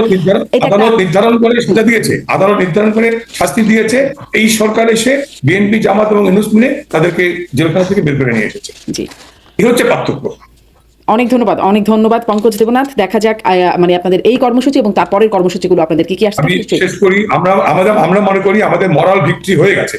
10, 11, 12-তে সরকারের যে হাঁটু কাঁপানো, প্যান্ট নষ্ট হয়ে যাওয়া, এতেই আমাদের নৈতিক বিজয় হয়ে গেছে। 13 তারিখ আমরা বড় কোনো সমাবেশ বা মিছিল করবো না। আমরা আগেই বলেছি লকডাউন শান্তিপূর্ণ অবস্থা। আবার কেউ যদি আমাদের গায়ে পড়ে বাধা দিতে চান, কেউ যদি আমাদের কর্মীদের গ্রেপ্তার নির্যাতন করেন, আমরা আর বসে বসে মার খাবো না, আমরা পাল্টা প্রতিরোধ করবো। কর্মীরা যদি ঘরে থাকে তাহলে কেন গ্রেপ্তার করবে তাদেরকে? সেটাও চলছে। যে এই সমস্ত বিষয়গুলো ইঙ্গিত করে, যেমন বাংলাদেশের এখানে যুব উন্নয়ন অধিদপ্তর তারা আবার 8,500 ছেলে পেলেকে প্রশিক্ষণ দিবে, অস্ত্র প্রশিক্ষণ, কুম্ফু কারাতে প্রশিক্ষণ দিবে, বাংলাদেশের নানা ধরনের বিষয়ে যেগুলো যুক্ত আছে। কারণ বিশেষ করে আপনারা জানেন যে পাকিস্তানের যে এখানে পাকিস্তানের যে তালেবানের একটা অংশ, সেখানে বাংলাদেশের যোদ্ধারা কয়েকজনকে ধরাও পড়েছে এবং একজন খুনও হয়েছে। সেই জিনিসগুলো আছে। এই পরিস্থিতিগুলো আসলে বাংলাদেশের জাতীয় নিরাপত্তা, পাকিস্তান এই মুহূর্তে বাংলাদেশের যে রাজনৈতিক সরকার যারা আছে তারা মনে করতে পারে খুব একটা স্বস্তিকর বা একটা তারা সুবিধা পেতে পারে, বাংলাদেশের সামরিক বাহিনী বা মাটিকে ভূমিকে তারা কোনো কারণে ব্যবহার করতে পারে, সেরকম হতে পারে। কিন্তু সেটা একটা বিপজ্জনক, সেই বিষয়গুলোকে সরকারকে স্পষ্ট বক্তব্য দিতে হবে যে না, আমাদের সাথে সেরকম কোনো বিষয় নেই, সেটা সময় বলবে। একটা বিষয় আমরা ফরিদ ভাই জন্য অপেক্ষা করছি। টরিক ভাই, আরেকটা খুব গুরুত্বপূর্ণ বিষয়, যে বিষয়টা হচ্ছে যে যেভাবে জামাত বিএনপি মুখোমুখি হচ্ছে, এবং আজকে কাদের সিদ্দিকী বলছেন যে তিনি নির্বাচনে অংশগ্রহণ করবেন না আওয়ামী লীগ এবং জাতীয় পার্টি যদি না থাকে। তো আসলে এই প্রশ্নটা আমি পরবর্তীতে করবো। আমি একটু ফরিদ ভাই কাছে গিয়ে আসি। ফরিদ ভাই, যে বিষয়টা আপনার প্রশ্ন করেছিলাম, 13 তারিখ আপনার আগামী 13 নভেম্বর বাংলাদেশে কি করতে যাচ্ছে, দেশ এবং দেশের মানুষের মধ্যে নানান ধরনের আপনার বক্তব্য এসেছে। অনেকেই বলছেন যে 13 তারিখ আওয়ামী লীগ ঢাকা শহর দখল করবে। কি বলবেন আপনি? ধন্যবাদ আপনাকে, সেই সাথে আপনার দর্শকদের অনেক অনেক শুভেচ্ছা, এবং আমার প্রিয় ডক্টর তরিক ভাই এখানে উপস্থিত আছেন, তাকে আমার সালাম ও শুভেচ্ছা। আসলে আপনি যে প্রশ্নটা করলেন, এটা এখন সারা বাংলাদেশে সবার মুখে মুখে, সেটা ক্যান্টনমেন্ট হোক আর উত্তরপাড়া হোক আর যমুনা হোক আর পদ্মা হোক, মেঘনা হোক আর আমাদের এই প্রবাস দর্পণের চ্যানেল হোক, সারা বাংলাদেশে গ্রামে গঞ্জে আলোচনা হচ্ছে। কি হবে কি হবে না সেটা বোঝা বড় মুশকিল। কারণ আমরা দেখেছি যে আওয়ামী লীগ যখন 17-16 বছর বিএনপির মতো বৃহৎ একটি দল তাকে আন্দোলন করে কোনো কিছু করতে পারে নাই, তখন এই যে আমাদের জাতীয় ভাতি যারা, এরা এই যে কি নাম গণ অধিকার পরিষদ, এই সমস্ত দলের আন্দোলন করতে করতে কিন্তু আওয়ামী লীগের মতো মহাশক্তিধর একটি দল যারা ক্ষমতায় ছিল 14 দল, তাদেরকে কিন্তু উচ্ছেদ করে ফেলেছে। সুতরাং 13 তারিখে এরকম কিছু যদি ঘটে, অস্বাভাবিক কিছু হবে না, মানে অস্বাভাবিক কোনো কথা না, এটা করতেও পারে, কিন্তু আবার নাও ঘটতে পারে। কারণ আমরা তো এই মুহূর্তে যে অবস্থান দেখতেছি, বর্তমানে বাংলাদেশে এই মুহূর্তে আওয়ামী লীগ বনাম আওয়ামী লীগ বিরোধী সবাই ঐক্যবদ্ধ হয়ে গেছে। পাশাপাশি পুলিশ রয়েছে, আর্মি রয়েছে, সীমান্ত রক্ষী বাহিনী রয়েছে, আবার শুনলাম আমার জাতীয় ভাতি যাদের মিলিশিয়া বাহিনীও যোগ দিচ্ছে। কেউ কেউ বলে যে এই মুহূর্তে বাংলাদেশে পাকিস্তানের জঙ্গিরা অবস্থান করতেছে, ইত্যাদি ইত্যাদি। তো সব মিলিয়ে এই মুহূর্তে আওয়ামী লীগ 13 তারিখে সরকার ফেলে দিবে এরকম আপাতত মনে হয় না। কিন্তু ওই যে আবার এই একটা সম্ভাবনাও থাকে যে ঘটে যেতে পারে। কারণ মরা শামুকে যদি পা কাটে, সেই সূত্রে যদি আওয়ামী লীগের মতো ক্ষমতাধর দল পড়ে যায়, আর আওয়ামী লীগ তো মরা শামুক না, আওয়ামী লীগ অনেক জেতা শামুক, তার পা কাটতেই পারে ডক্টর ইউনূসের। কারণ ডক্টর ইউনূসের তো কোনো রাজনৈতিক দল নেই, এবং তিনি যাদের এখন নিয়ে ক্ষমতায় আছেন, একমাত্র বিএনপি ছাড়া এগুলো তো রাজনৈতিক দল না। এগুলো শুক্র 8 দিন পয়দা হয়েছে, জন্ম হয়েছে। কেউ কেউ মনে করে ইউনূসিয়াদের পয়দা করে ক্ষমতা এনেছে, আবার কেউ মনে করে না এরাই ইউনূসকে জন্ম দিয়েছে। বিষয়টা এরকম। এটা যাই হোক, এটা ইতিহাসের আলোকে একদিন এই যে আমাদের ডক্টর তরিক সাহেবের মতো যারা গবেষক, তারা গবেষণা করে লিখবেন, তখন হয়তো আমরা সত্যতা জানবো। কারণ সাথে সাথে একটা ঘটনার ইতিহাসের সত্যতা জানা যায় না। মুক্তিযুদ্ধের ইতিহাসের সবকিছু আমরা 54 বছরে জানতে পারি নাই। সুতরাং এই 24 তারিখের তথাকথিত অভ্যুত্থানে কি কি ঘটেছে, কারা ঘটিয়েছে, কিভাবে ঘটিয়েছে, এগুলোর জন্য আমাদের একটু অপেক্ষা করতে হবে সঠিক তথ্য পাওয়ার জন্য। কিন্তু আমরা অনুমান করতে পারি কারা কারা কি কি করেছে। সেই বিষয়ে না গেলাম, যেটা বললেন 13 তারিখ, 13 তারিখে যে কোনো কিছু ঘটতে পারে। আওয়ামী লীগ সেখানে যে লোক জমায়েত করতেও পারে, আবার ব্যর্থ হইতে পারে। সরকার, এই তথাকথিত সরকার বলেছে যে সেনাবাহিনীর 50% তারা বেড়াকে ফিরিয়ে নিয়ে গেছে বা ফিরিয়ে নিয়ে যাবে বলেছিল। এখন শুনি তারা বলে নাই।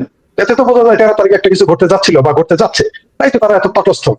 তার মধ্যে আবার 8 দল নাকি ইসলামী নাম দিয়ে 8 দল নেমে গেছে, যাদের 8 দলের বাংলাদেশ আওয়ামী লীগের ইউনিয়ন পরিষদে একটা ইউনিয়নে যতগুলো লোক আছে তার অর্ধেক 8 দলের নাই, তারা আবার নেমেছে আওয়ামী লীগ ঠেকাবে।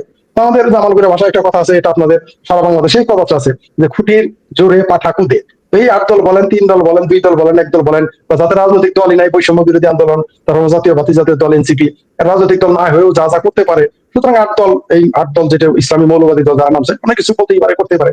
আমি একটা জিনিস বুঝি না, আওয়ামী লীগ নিষিদ্ধ আওয়ামী লীগ ডাক দিল, মানে সরকারের বর্তমান হিসেবে আওয়ামী লীগ হচ্ছে নিষিদ্ধ, ছাত্রলীগ নিষিদ্ধ।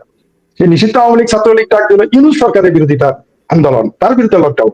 তারা কিন্তু বলা নাই যে আমরা মিছিল করব, আমরা কি হরতাল করব, মিটিং করব, যমুনা দখল করব, পদ্মা দখল করব, উত্তরপাড়া দখল করবো, বলে নাই। তারা কিন্তু বলে নাই যে ডিজিএফ এর অফিসে ইট খুলে নেবে বা টাকলা ফোয়াদের মতো, বলে নাই।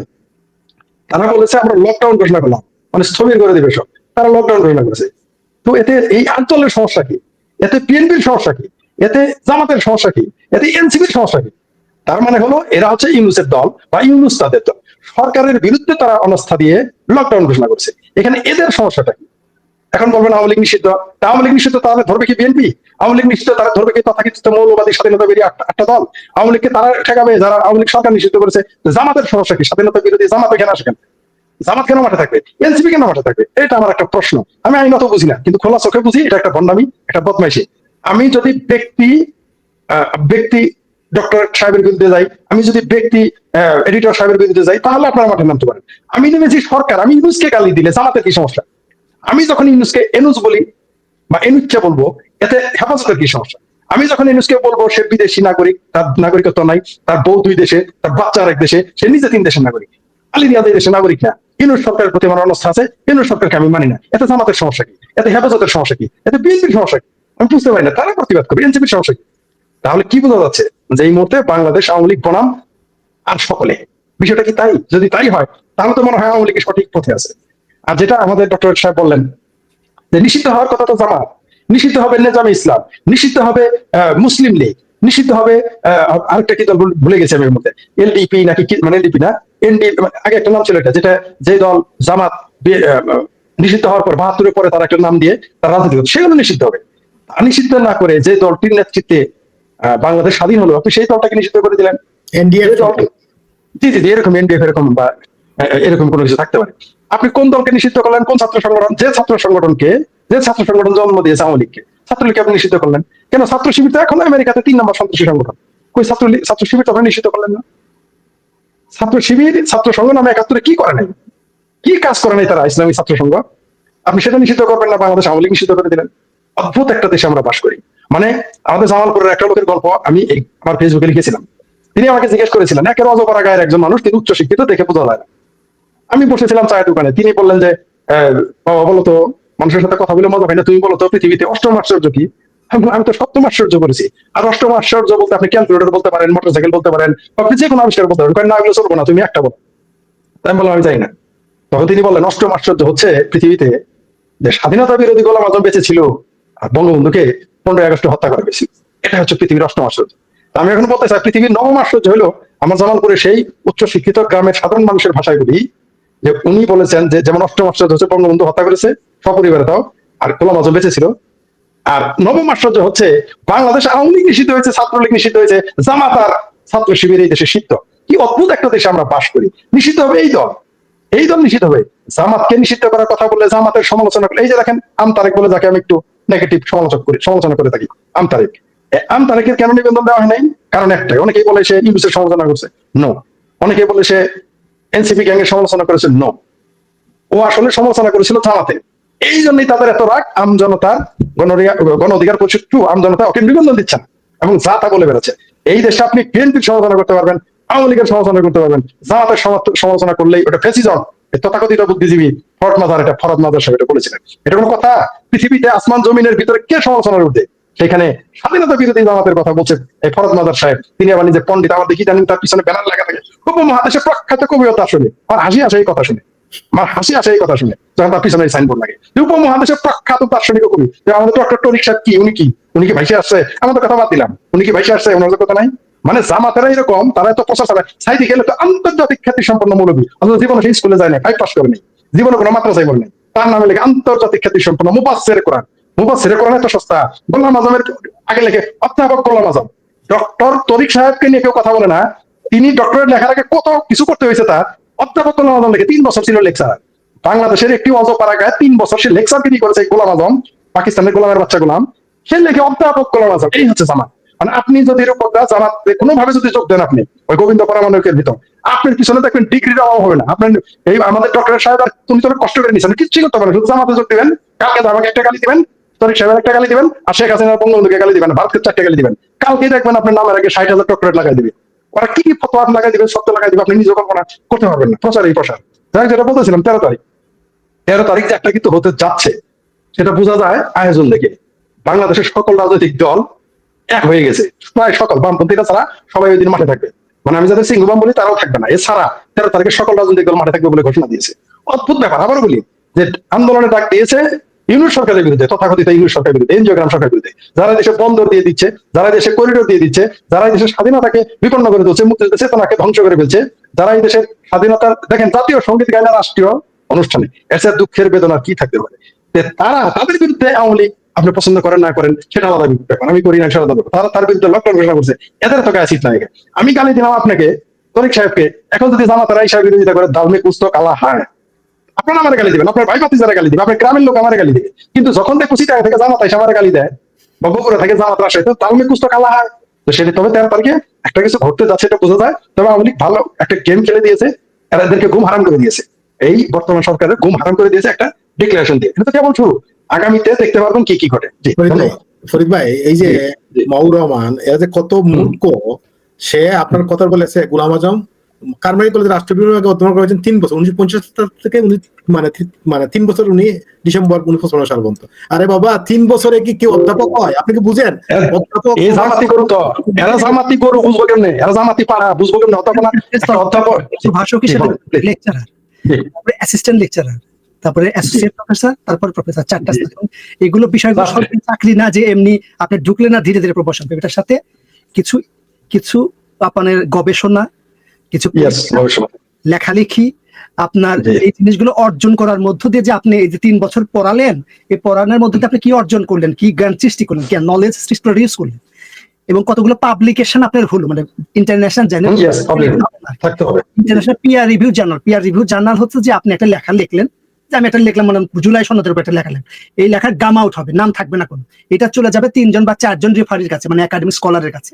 তারা জানেন এটা কেউ, সে যদি জানে যে এটা সলিমুল্লাহ খান বা এরকম কেউ, তাই তোরা একটা হিসাব করবে। কিন্তু ওইটা তখন দেখে তখন পিয়ার রিভিউ জার্নালে এটা প্রকাশিত হবে, বই পাবলিকেশন, কি ধরনের লেকচার করো, কয়টা প্রেজেন্টেশনে গেল, ইন্টারন্যাশনাল কনফারেন্সে গেল, তার একাডেমিক ক্রেডেনশিয়ালটা কি, কিভাবে লেকচার ইভ্যালুয়েশন, যে আমাদের আপনি ওয়েবসাইটে দেখলে দেখুন প্রত্যেকটা ইউনিভার্সিটি ইভ্যালুয়েশন আছে, ছাত্ররা শিক্ষকদের ইভ্যালুয়েট করে, আপনি করলে হবে না, আমি করবো, আপনি আমাকে পড়াচ্ছেন, আমি এখানে লিখবো যে আপনি কিভাবে, এটার ইভ্যালুয়েশন দিতে হয়। এগুলো হচ্ছে ডিপার্টমেন্ট, বাংলাদেশে অনেক কিছু নাই।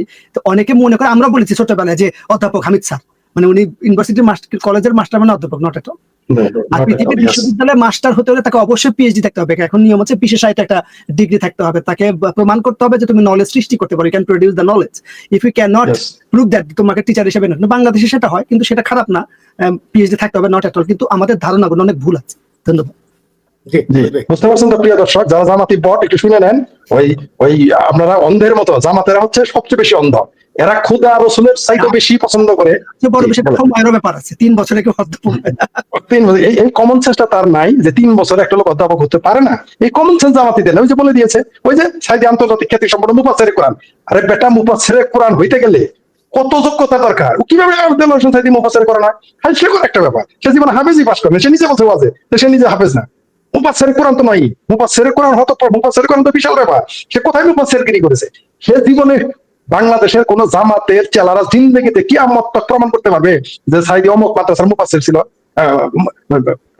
কোরআনের মুফাসসির, মানে কি, যারা পারে না নবী ঘোষণা করে, এরকম এরা পারে না খুদা ঘোষণা করে।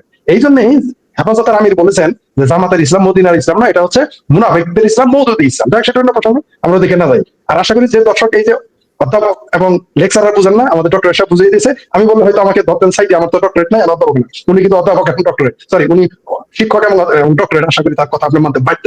ওটা অন্য বিষয়। যেটা বললেন যে আপনি যে রিপোর্টটা, আমি ভুলে গেছি, খেয়ে হারাই বলছি যে 13 তারিখের বিষয় বলতে 13 তারিখ, জি 13 তারিখের সেই বিষয়টা আমরা দেখতে হবে সেদিন কি ঘটে। তবে আমাদের জামালপুর একটা কথা আছে, আমাদের একটা গ্রামের নাম আছে স্বাধীনাবাড়ি। মানে যখন কোনো কিছু আমরা জানি না, তখন আমরা বলতাম স্বাধীনাবাড়ির পিছনে একটা না একটা কিছু ঘটবে, একটা না একটা কিছু ঘটবে। তো 13 তারিখে স্বাধীনাবাড়ির পিছনে একটা না একটা কিছু ঘটবে, যমুনার পাশে একটা না কিছু ঘটবে, তার সিমটম আমরা দেখতে পাচ্ছি। তো সিমটমের আগে কিন্তু আমরা দেখতে 3 জন কিন্তু, একজন পালিয়ে গিয়েছেন আলী রিয়াজ সাহেব, আরো লোকজন কিন্তু পালাতে যাচ্ছেন, 2 জন পালাচ্ছে, আরো কিন্তু রেডি আছে।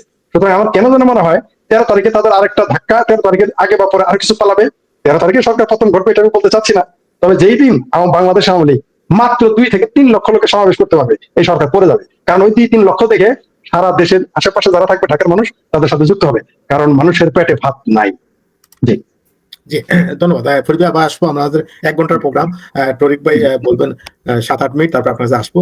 টরিক ভাই, আমরা যে প্রশ্নটা আপনাকে করেছিলাম, আর একটা বিষয় যে ডক্টর ইউনূস সরকারের পতনের মানে কাউন্টডাউন কি শুরু হয়ে গেল? কারণ এই কারণে বলছি, আওয়ামী লীগ তো এই যে তাদের আন্দোলন করছে, কিন্তু জামাত এবং বিএনপি যেভাবে মুখোমুখি নির্বাচন ঘিরে, ডক্টর ইউনূস তো এর আগে 2-3 বার পদত্যাগের হুমকি দিয়ে রেখেছিলেন। এখন তো আর উনি দেশ ছেড়ে বা ক্ষমতা ছেড়ে চলে যাওয়া ছাড়া তো কোনো বিকল্প নেই, কি বলবেন? বিষয়টা হচ্ছে যে উনি যে নিজের থেকে যাবে, মানে এই বিষয়টা এরকম না, বোঝা যায় একজন মানুষের চরিত্র, ক্যারেক্টারটা। এটা বিচারপতি শাহাবুদ্দিন সাহেব ছিলেন ওই চরিত্রের মানুষ, যে উনাকে সে সময় 90-এর পর যখন ওনাকে অন্তর্বর্তীকালীন সরকার প্রধান করা হয়, একজন ব্যক্তির ব্যক্তিগত ইচ্ছার কারণে সংবিধান সংশোধন করতে হয়েছিল। উনি বলেছিলেন যে ঠিক আছে, আমি দায়িত্ব নিতে পারি, কতটা গার্ডস থাকলে, আত্মসম্মান, আত্মমর্যাদা থাকলে, কতটা নির্মোহ হলে একজন মানুষ সেই কথা বলতে পারে। বিচারপতি শাহাবুদ্দিন হচ্ছে বাংলাদেশের ইতিহাসে সেই একজন নির্মোহ ব্যক্তি, সিঙ্গেল পিস, একজন সাধারণ। উনি বলছিলেন যে ঠিক আছে, আমি দায়িত্বটা নিতে পারি, কিন্তু আমি দায়িত্ব নিয়ে আবার যে বিচারপতি হবো, কয় টাকা বেতন, বলছেন আমি ওইটাতে যাবো। উনি রাষ্ট্রপতি থেকে যখন আবার বিদায় নিয়ে চলে যান, কয়েকটা ভিডিও ক্যাসেট সেটারও দাম উনি দিয়েছেন, যে স্যার আপনি তো কিছুদিন ছিলেন, আপনি যে একটা বক্তব্য দিয়েছেন, এই যে আপনার ক্যাসেট গুলো, তো বলছে দাম কত, সেই দামটা উনি দিয়েছেন। হচ্ছে সেই ব্যক্তি, উনি ওই গার্ডসটা দেখতে পারেন। প্রফেসর ইউনূস সেই গার্ডসওয়ালা ব্যক্তি না, উনি সেটা প্রমাণ, উনি একজন খুবই খেলো একজন ব্যক্তি নিজের পরিচিত, খুব হাস্যকর একটা ব্যক্তিতে পরিণত করছে। উনি একটা ফালতু ব্যক্তিতে নানা কারণে প্রমাণ করেছেন। কারণ তো হচ্ছে দেশ দুনিয়ার অবস্থা, বাস্তবতা যে সম্পর্কে হাসি তামাশা করে, ভাই আপনি ভোট তো দিবেন, হ্যাঁ পুলিশ তো দরকার নাই, আপনি নিজেরা ভোট দিবেন, ভোট দিয়ে চলে যাবেন। একটা লোক কতটা বেহুদা হলে কথাবার্তা বলেছে, বাংলাদেশে বোঝেই না জিনিসটা, বাংলাদেশি। জাপানে পর্যন্ত পুলিশ লাগে। পৃথিবীতে এমন দেশ আছে যে দেশে পুলিশ নাই, যে দেশে জেলখানা নাই। উনি জানেন, সেটা জানার কথা। আমার চেয়ে উনি বেশি সময় প্লেনে কাটিয়েছেন।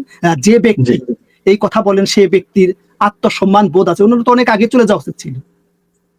একজন ব্যক্তি যখন কাউকে ঘৃণা করে, একটা দল যখন, কয়েকটা দল যখন তাকে ঘৃণা করে, অপছন্দ করে, উনার তো নিজেরই আত্মসম্মান নিয়ে চলে উচিত। তার চেয়ে বড় বিষয়, ক্ষমতায় বসে নিজের মামলা মোকদ্দমাগুলো তুলে নিয়েছেন, 29টা সুবিধা নিয়েছেন।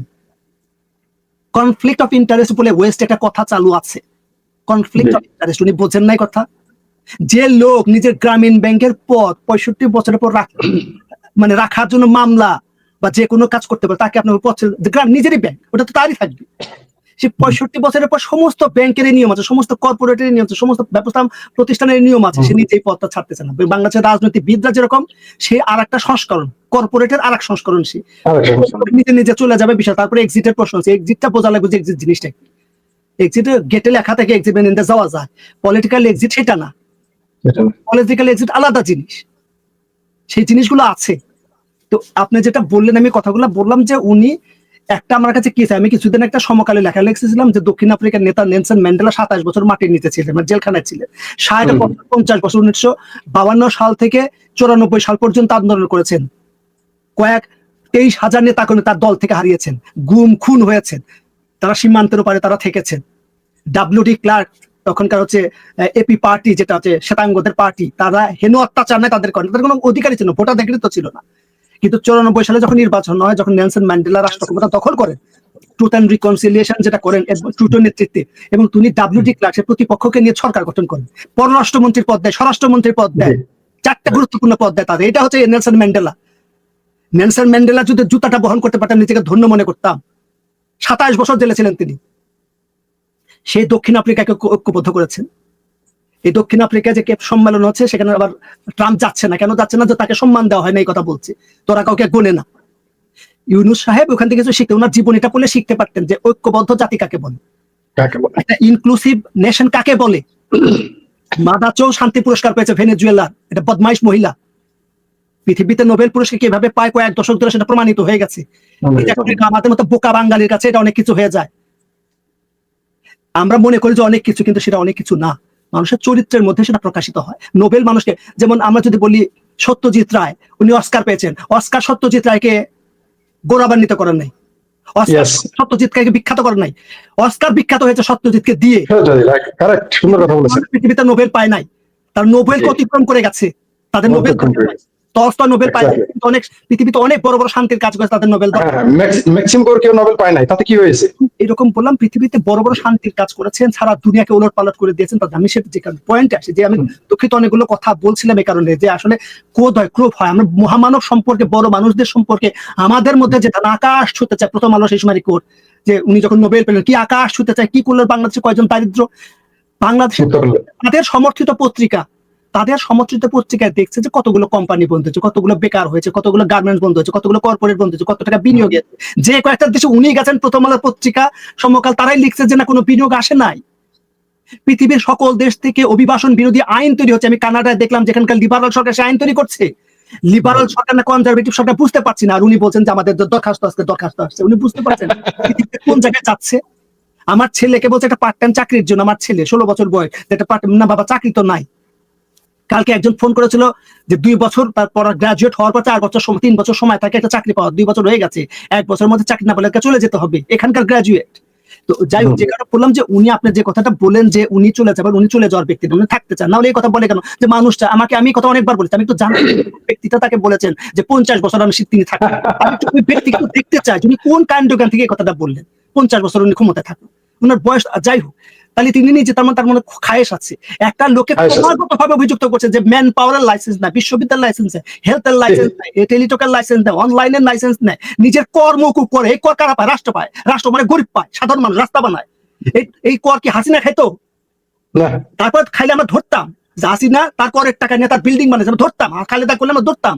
তাহলে করের টাকা জনগণের টাকা, সেই জনগণের টাকা সে দিতে চায় না। জনগণ তার ব্যক্তিগত ইনকামের টাকা না, এটা তার ব্যক্তিগত ইনকাম। গ্রামীণ ব্যাংকের মানুষ টাকা দেয়, সেখান থেকে কর দিত, সে তার ব্যক্তিগত উপার্জন না। তাহলে সেটা সে দিত। এই লোকটা লোভী লোক, এই লোক ছোট লোক, বনসাই লোক, এই লোক ওই মানুষ না, ওই চরিত্রের লোক না। আমি দুঃখিত কথাগুলো বলার জন্য, তাকে আমি মহিমান্বিত করেছি। আমি নিজে লিখেছি, পত্রিকা দেখেন পাবেন, আমার ফেসবুকেও আছে। কিন্তু যে ব্যক্তি একটা অন্তর্ভুক্তমূলক নির্বাচন দিতে ব্যর্থ, জনগণকে একসাথে করতে ব্যর্থ, সবাই তো অপরাধী না।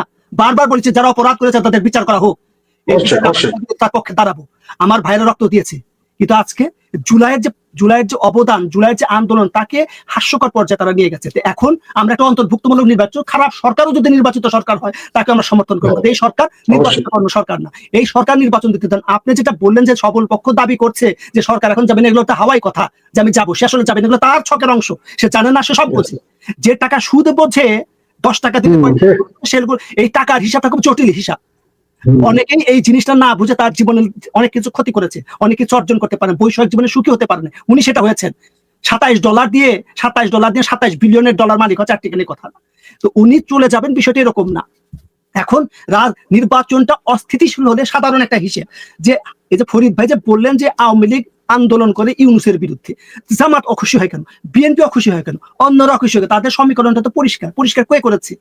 তার আমরা তো পরিষ্কার করেছি, মুক্তিযুদ্ধের কথা বলে তার একটা তালিকা, মুক্তিযুদ্ধ মানে আওয়ামী লীগ। তাহলে এখন আওয়ামী লীগ যে আগে যে কথাটা বলেছে যে আমরা বলতাম মুক্তিযুদ্ধের স্লোগান আওয়ামী লীগ নিয়েছেন, আমরা তো স্লোগান দিয়েছি। এখন মুক্তিযুদ্ধ বলে না,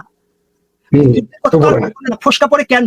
তাহলে আমরা বলবো গর্জলা যে ৭২ সংবিধান আমরা ধারণ করি, আমরা রাষ্ট্রীয় 4 মূল ধারণ করি, আমরা মুক্তিযুদ্ধ, আমরা গণতন্ত্র, আমরা সমাজতন্ত্র, আমরা বাঙালি জাতীয়তাবাদ, এদেশ আমার, এই যে বিষয়গুলো, এই কথা কারা বলে না?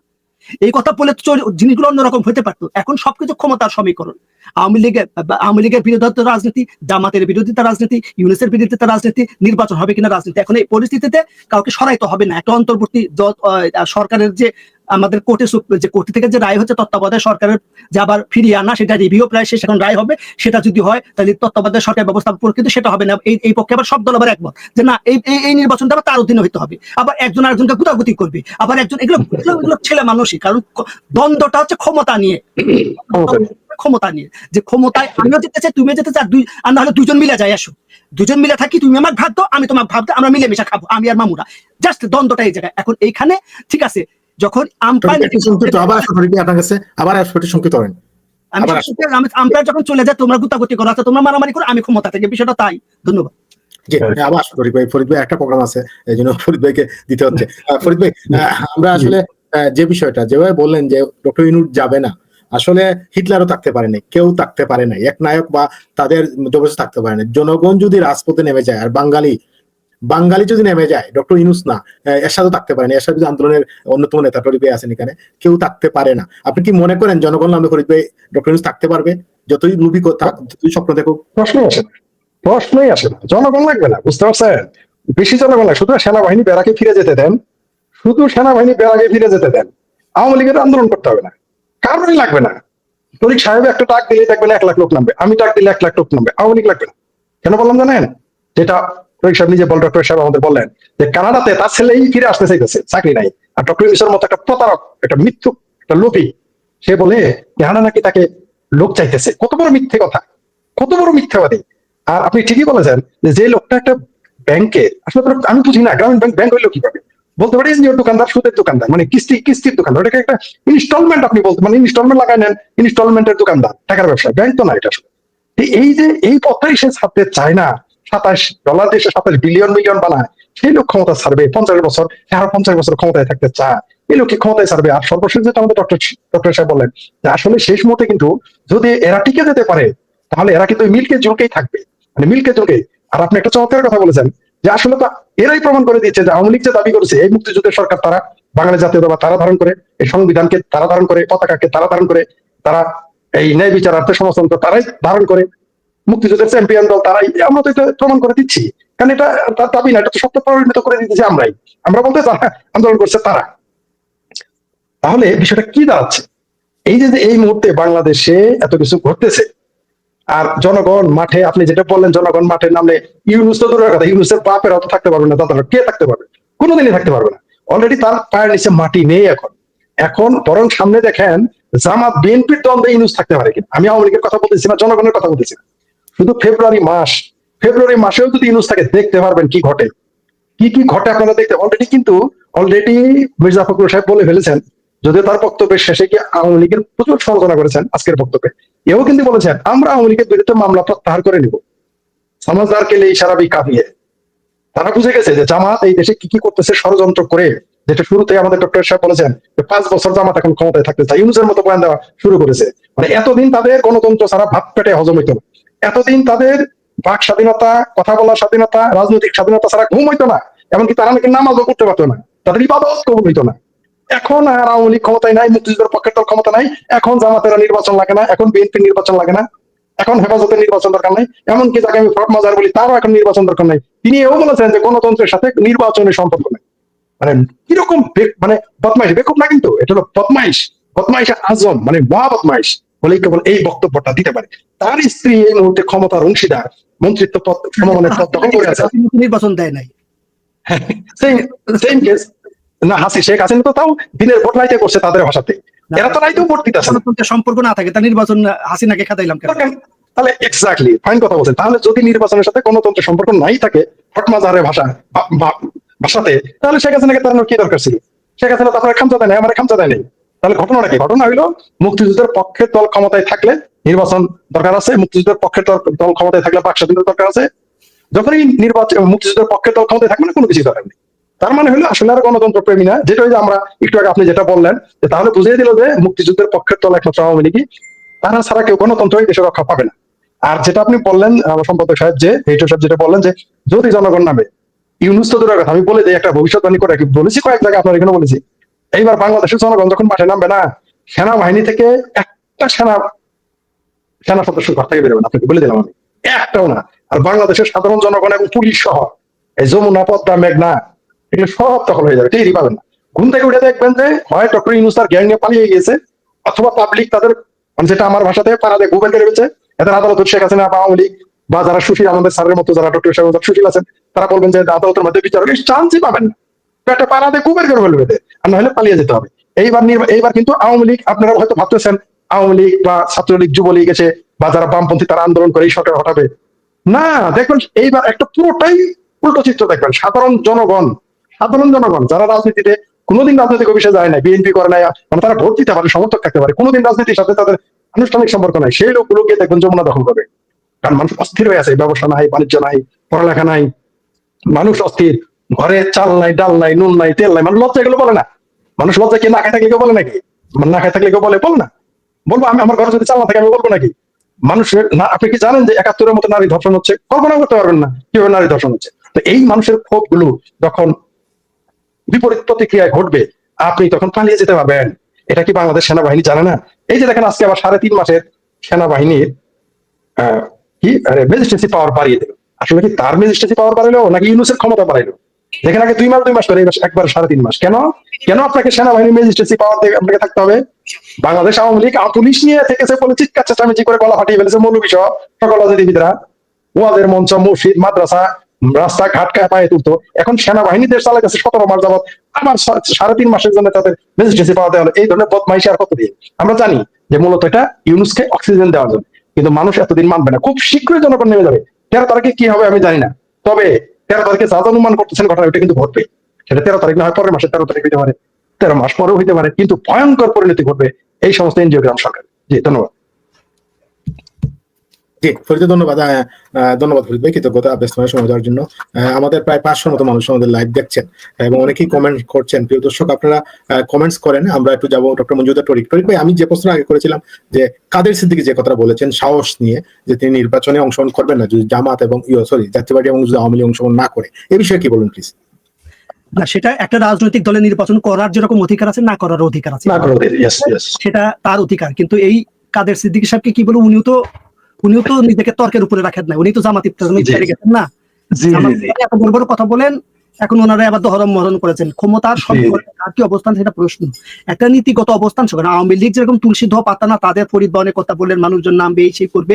আওয়ামী লীগের প্রতি আমাদের অনুরোধ যে তাদেরকেও রিয়ালাইজেশন করতে হবে যে পরিস্থিতিতে এমন হলো কেন, তারাও তো দীর্ঘদিন ক্ষমতা, এটা আবার আমি ফরিদ ভাই আওয়ামী লীগের কোন জায়গায় আছে কেসে আমি জানি, কিন্তু আপনাদেরকে এই জিনিসগুলো বলতে হবে যে আমরা মানুষ অস্থির আছে, এটা ঠিক। ব্যবসা বাণিজ্য নাই, অভাব, দারিদ্র, বেকারত্ব। ফরিদ ভাই কিন্তু কখনো আওয়ামী লীগ করেনি নাই। না, আমি বলছি যে আমি আওয়ামী লীগের প্রতি যে করুক বা না করুক, মানে আমরা তো এরকম হাসিনাকে খেতাম হইলোটা কি পড়ার মধ্যে আগুনের মধ্যে পড়লাম। এই কথা তো সলিমুল্লাহ খানি বলছিল, এখন আবার উল্টা কথা বলছি যে অজানা তন্ত্রের মধ্যে পড়ছি। তো আমরা বললাম যে আমরা এই অবস্থার থেকে পরিত্রাণ চাই, মুক্তি চাই, কিন্তু সেই মুক্তিটা কিভাবে হবে সেটা প্রশ্ন। আমরা আবার এই অবস্থার মধ্যে থাকতেছি না, অবস্থাতে ভালো কোন একটা অবস্থান। আপনি যেটা বলেন কাদের সিদ্দিকী নির্বাচন করতেছে না, ওনার কথাটা যৌক্তিক এই অর্থে যে আওয়ামী লীগ যদি নির্বাচন না করে, জাতীয় পার্টি যদি নির্বাচন না করে, আমিও করবো না, সেটাই করতে পারে তাদের সাথে সংগতি। কারণ ওনার দাবিটা তো আমি নিজেই দাবিটাকে সমর্থন করি। আমি মনে করি যে নির্বাচন হবে, নির্বাচন মানে কি যে সকল দল সেখানে অংশগ্রহণ করবে, যেটা হলো অন্তর্ভুক্তমূলক নির্বাচন। এই শব্দের দরকার ছিল না, কিন্তু এই শব্দটা আমদানি করা হয়েছে। যেমন আমদানি করা হয়েছে আলী রিয়াজের মতো লোক। ভাগ্য ভালো যে সলিমুল্লাহ খান ওই দায়িত্ব পড়ে না, আজকে আবার তার যে বক্তব্যটা শুনলাম, কি বলবো ভাই। এরকম দীপুমণি যখন শিক্ষা কমিশন করে, তখন আমি একটা ফেসবুকে লিখেছিলাম, দীপুমণি যদি চায় আমাকে বললে আমি বাংলাদেশে মাংনা যে নিজের খেয়ে আমি একটু কাজ করে দিয়ে আসবো শিক্ষানীতি নিয়ে। তখন আমাকে এক বন্ধু উল্টাপাল্টা আমাকে নিয়ে লিখলো যে এই আলী রিয়াজ সাহেবরা যা করেছে, পৃথিবীর বিভিন্ন দেশের সংবিধান করে বিভিন্ন দেশের শাসন প্রশাসন কিভাবে চলে, ওইটা লিখতে বড় পণ্ডিত হওয়ার দরকার না, সব গুগল সার্চ করলে পাওয়া যায়, কাণ্ড জ্ঞান ব্যবহার করলে জানা যায়। মাও সেতুং যখন বিপ্লব করে তার দেশে, তার জন্য এত আইন কানুন ছিল না যে বাইক এক্সারসাইজ খাতা দিলাম, কয় টাকা গেল আর কয় টাকা আসলো, সেটা হিসাবটা ঠিক মতো না। যদি পারো তার থাকার দরকার নাই, তাকে শুট করো, তাকে জেলের মধ্যে রাখো, তো দরকারই নাই। যে দেশের সাথে গাদ্দারি করবে, বেইমানি করবে, সে বেইমানে তোর রাস্তা তো এখানে চলাফেরার দরকার। বিষয়টা এরকম, নিয়ত ঠিক নেই, সোজা কথা। সরকার সেই জিনিসটা যে উনি যেরকম বললেন যে জামাত আজকে ওই ছেলেটা যেন পেলো না, মার্কা পেলো না, মানে কি নিবন্ধন পেলো না, জামাত সমালোচনা করছে, কারণ এও তো শেখ হাসিনার কট্টর বিরোধী। আমি কথা লিখছি, অনেকে লিখছে, কারণ ওর কথাগুলো ন্যায্য কথা আছে। আপনার এই যে মানে একটু এই তথাকথিত জুলাই বিপ্লবে যদি নির্যাতিত ধরা হয়, এই তারেক হচ্ছে অন্যতম। এই আপনার যারা আজকে উপদেষ্টা আছে এরা কিন্তু কেউ নির্যাতিত না সেই অর্থে, যেভাবে তারেককে 15 দিন রিমান্ডে নেওয়া হয়েছিল, নির্যাতন করা হয়েছিল, সেই অর্থে তারেক কিন্তু সেটাই তো বললো যে শেষের যে ছেলেটা ক্ষুব্ধ হয়ে উনিচ্ছে বললো, এই যে জিনিসগুলো এগুলো তো সম্মানজনক না, যে তার সমস্যাটা একটা রাষ্ট্রের দরকার, মানে আগে যে অবস্থা ছিল এখনো সেই অবস্থা চলতেছে। এই জন্য বললাম যে একটা হচ্ছে নির্বাচন, এই যে জুলাই সনদে সেখানে 25টা দল স্বাক্ষর করলো, 56টা দল, অধিকাংশ দলের সাথে নাই। আমি ভোটের হিসেবে একাধিক দিন দিয়েছি যে জাতীয় পার্টি এবং আওয়ামী লীগের ভোটের পরিমাণটা কত, এইটা এদেরকে বাদ দিয়ে ইনক্লুসিভ ভোট হবে না। এই ভোট হলে এই সরকার টিকবে না, দেশীয়ভাবে গ্রহণযোগ্যতা হবে না। আওয়ামী লীগ চুপ থেকে একটা দল না, যারা মনে করেন যে, অনেকে বলেন যে পাগলের সুখ মনে মনে, এই কথাটা আওয়ামী লীগ নিয়ে বলছে। আমি দেখলাম, আমি হাসিনার প্রত্যাবর্তন হোক, হাসিনা হিসাবে নেতৃত্ব নেই, আমি চাই একটা শুদ্ধ ভালো পরিশুদ্ধ আওয়ামী লীগ আসুক, কিন্তু হাসিনার সুখ মনে মনে। কিন্তু যারা মনে করছেন যে আমরা ক্ষমতা নির্বাচন হবে, ক্ষমতায় যাবো, আমরা আবার সুখে শান্তিতে থাকবো, তাদেরও সুখ মনে মনে পাগলের মতো সুখ হইতে ধরছে। এর আগে অবৈধ, আপনারা একটু আগে আলোচনা করলেন যে ভাই এইভাবে জনগণ যখন বিপক্ষে যায় কোনো সরকার টিকতে পারে না। হাসিনা 3টা অবৈধ নির্বাচন করতে পারছে কারণ প্রশাসন তার পকেটের মধ্যে ছিল, প্রশাসন তার কথা শুনেছে, সেনাবাহিনী তার কথা শুনেছে। কিন্তু এখনকার সেনাবাহিনী প্রশাসন কি ইউনিসের পকেটে আছে? তার কথা শুনবে? এই প্রশাসনের অর্ধেক তো নিশ্চয়ই হয়ে বসে আছে, তাদেরকে ওএসডি করা হয়েছে। এই প্রশাসনের অর্ধেক পিছনে, অর্ধেক জামাত শোনে, অর্ধেক এনসি পিছনে। কার কথা শোনে এই প্রশাসন? তার মানে এই প্রশাসন কারো কথা শোনে না। শুধু নির্বাচনের ডেট, নির্বাচন একটা বৈরুত হবে, রুয়ান্ডা হবে বাংলাদেশ। আমরা কি বৈরুত রুয়ান্ডা নির্বাচন চাই? তাহলে এই জন্য বললাম যে এই সরকার নির্বাচনে 45 থেকে 46,000 বুথ থাকে, মানে সেন্টার থাকে। এই 45,000 সেন্টারে যে সমস্ত রাষ্ট্রের কাঠামো, যন্ত্রপাতি, অ্যাপারেটাস নিয়ে নির্বাচনে কন্ডাক্ট করতে হয়, সেই কন্ডাক্ট করার মতো বাস্তবতা এই সরকার আছে। হাসিনা অবৈধ নির্বাচন ছিল, করতে পারছে কারণ প্রশাসন তার পকেটের মধ্যে, প্রশাসন তার অঙ্গল হেলে তো চলতো, কিন্তু শেষ পর্যন্ত চলে নাই। শেষ পর্যন্ত মিডিয়া তার কথা শোনে নাই, শেষ পর্যন্ত সেনাবাহিনী তার কথা শোনে নাই। কোন সরকারই দীর্ঘদিন কোন অন্যায়কে যদি জায়েজ করতে চায় তারাও টিকবে না। এইভাবে আসলে নির্বাচন হবে না, দেশ একটা ভিন্ন ষড়যন্ত্র। এরকম একটা অস্থিতিশীল পরিস্থিতিতে বিভিন্ন পক্ষ বিভিন্ন ভাবে তার মতো দেশ চালাতে চেষ্টা করে, আসলে সরকারটা একটা ব্যর্থতার দিকে চলছে। এই অবস্থা থেকে পরিত্রাণের দ্রুত একটা অন্তর্ভুক্তমূলক নির্বাচনের কোনো বিকল্প নয়। তা যদি না করবে, এই কথা সবাই বলছে, বিএনপি বলছে, জাতীয় পার্টি বলছে, জামাত বলছে, আওয়ামী লীগ বলছে, সাধারণ নাগরিকরা বলছে জুলাই ফেব্রুয়ারিতে দেরি হয়ে গেছে, এটা ডিসেম্বরে হওয়া উচিত ছিল। তারপরে যদি এই নির্বাচন না হয়, বাংলাদেশের ভবিষ্যৎ অন্ধকার। সেই অন্ধকার তারেক রহমান একটা বক্তব্যের হেডলাইনটা ছিল যে এমন হবার কথা তো ছিল না। তার ভেতরের কন্টেন্টটা দেখবেন সে ঠিকই বুঝতে পারছে পরিস্থিতি আসলে কোথায়। সে কথা বুঝতে না পারার কাণ্ড জ্ঞান সম্পন্ন মানুষ আমরা মনে করি যে কোথায় কি কি ঘটছে সেটাই বুঝতে পারছে। এটা বিপজ্জনক। জি, টরিক ভাই, আরেকটা বিষয়, আরেকটা শেষ প্রশ্ন। এই যে মানে বিপজ্জনক অবস্থা বাংলাদেশ যাচ্ছে, যারা আপনার বাংলাদেশকে ভালোবাসে, বাংলাদেশ প্রেমী মানুষ, তাদের কি করণীয়, কি করা উচিত বলে মনে করেন? বাংলাদেশের মানুষের এখন তারা একটা এমন একটা ফাপড়, যেটা বলে ফাপড়ের মধ্যে আছে, না ঘরকা না ঘাটকা, না গণতন্ত্র না স্বৈরতন্ত্র না মিলিটারি তন্ত্র। এখন বাংলাদেশের জনগণের মানে বাংলাদেশের জনগণ কি চায়? বাংলাদেশের জনগণ একটা, আমি মনে করি আমার চাওয়াটা যদি মানুষের চাওয়া হয়, আমি মনে করি একটা অন্তর্ভুক্ত নির্বাচন। বাংলাদেশের জনগণের এই পক্ষে চাপ দেওয়া যে এই সংবিধান মেনে, বিগত সংবিধান মেনে একটা নির্বাচন দিয়ে এই সরকার চলে যাওয়া। আর নতুন যে সরকার আসবে তারাই ঠিক করবে সনদ সংস্কার কি হবে না হবে। টরিক ভাই, আসসালামু আলাইকুম। দেশ কিংবা দেশের বাইরে যে যেখান থেকে বসে ভিডিওটি দেখলেন সবাইকে অনেক অনেক ধন্যবাদ এবং ভালোবাসা জানাচ্ছি। প্রিয় দর্শক, আশা করি পুরো ভিডিওটি দেখেছেন এবং বুঝতে পেরেছেন আগামীকাল 13ই নভেম্বর ঢাকা লকডাউন কর্মসূচি ঘোষণা করেছে আওয়ামী লীগ, এবং আমরা দেখেছি যে দুই একদিনের ভিতরে নানা সহিংসতার ঘটনা ঘটছে। সারা দেশ জুড়ে আওয়ামী লীগের চেলা পান্ডারা আবারও বেরিয়ে আসতে শুরু করেছে গর্ত থেকে এবং দেশকে একটি কি বলবো যে কঠিন অবস্থার মুখোমুখি করছে সবাই। এখন আওয়ামী লীগ কি আসলেই সফল হতে পারবে? জনগণ কি তাদের গ্রহণযোগ্যতা দেবে কিনা, বা জনগণ তাদের সাথে থাকবে কিনা, পুলিশ প্রশাসন থেকে শুরু করে তারা থাকবে কিনা? বিএনপি চাচ্ছে আওয়ামী লীগ আসুক, নির্বাচন করুক এবং তাদের সাথে নির্বাচন করতেই চায় বিএনপি। এই যে নানা দিক নিয়ে আলোচনা সমালোচনা করা হলো, অনেকেই আওয়ামী লীগের পক্ষে রয়েছে, অনেকেই বিপক্ষে রয়েছে। প্রিয় দর্শক, আপনাদের মূল্যবান মতামত কমেন্টে জানাবেন। সবাই ভালো থাকবেন, সুস্থ থাকবেন। ভিডিওটি শেষ করছি। আসসালামু আলাইকুম।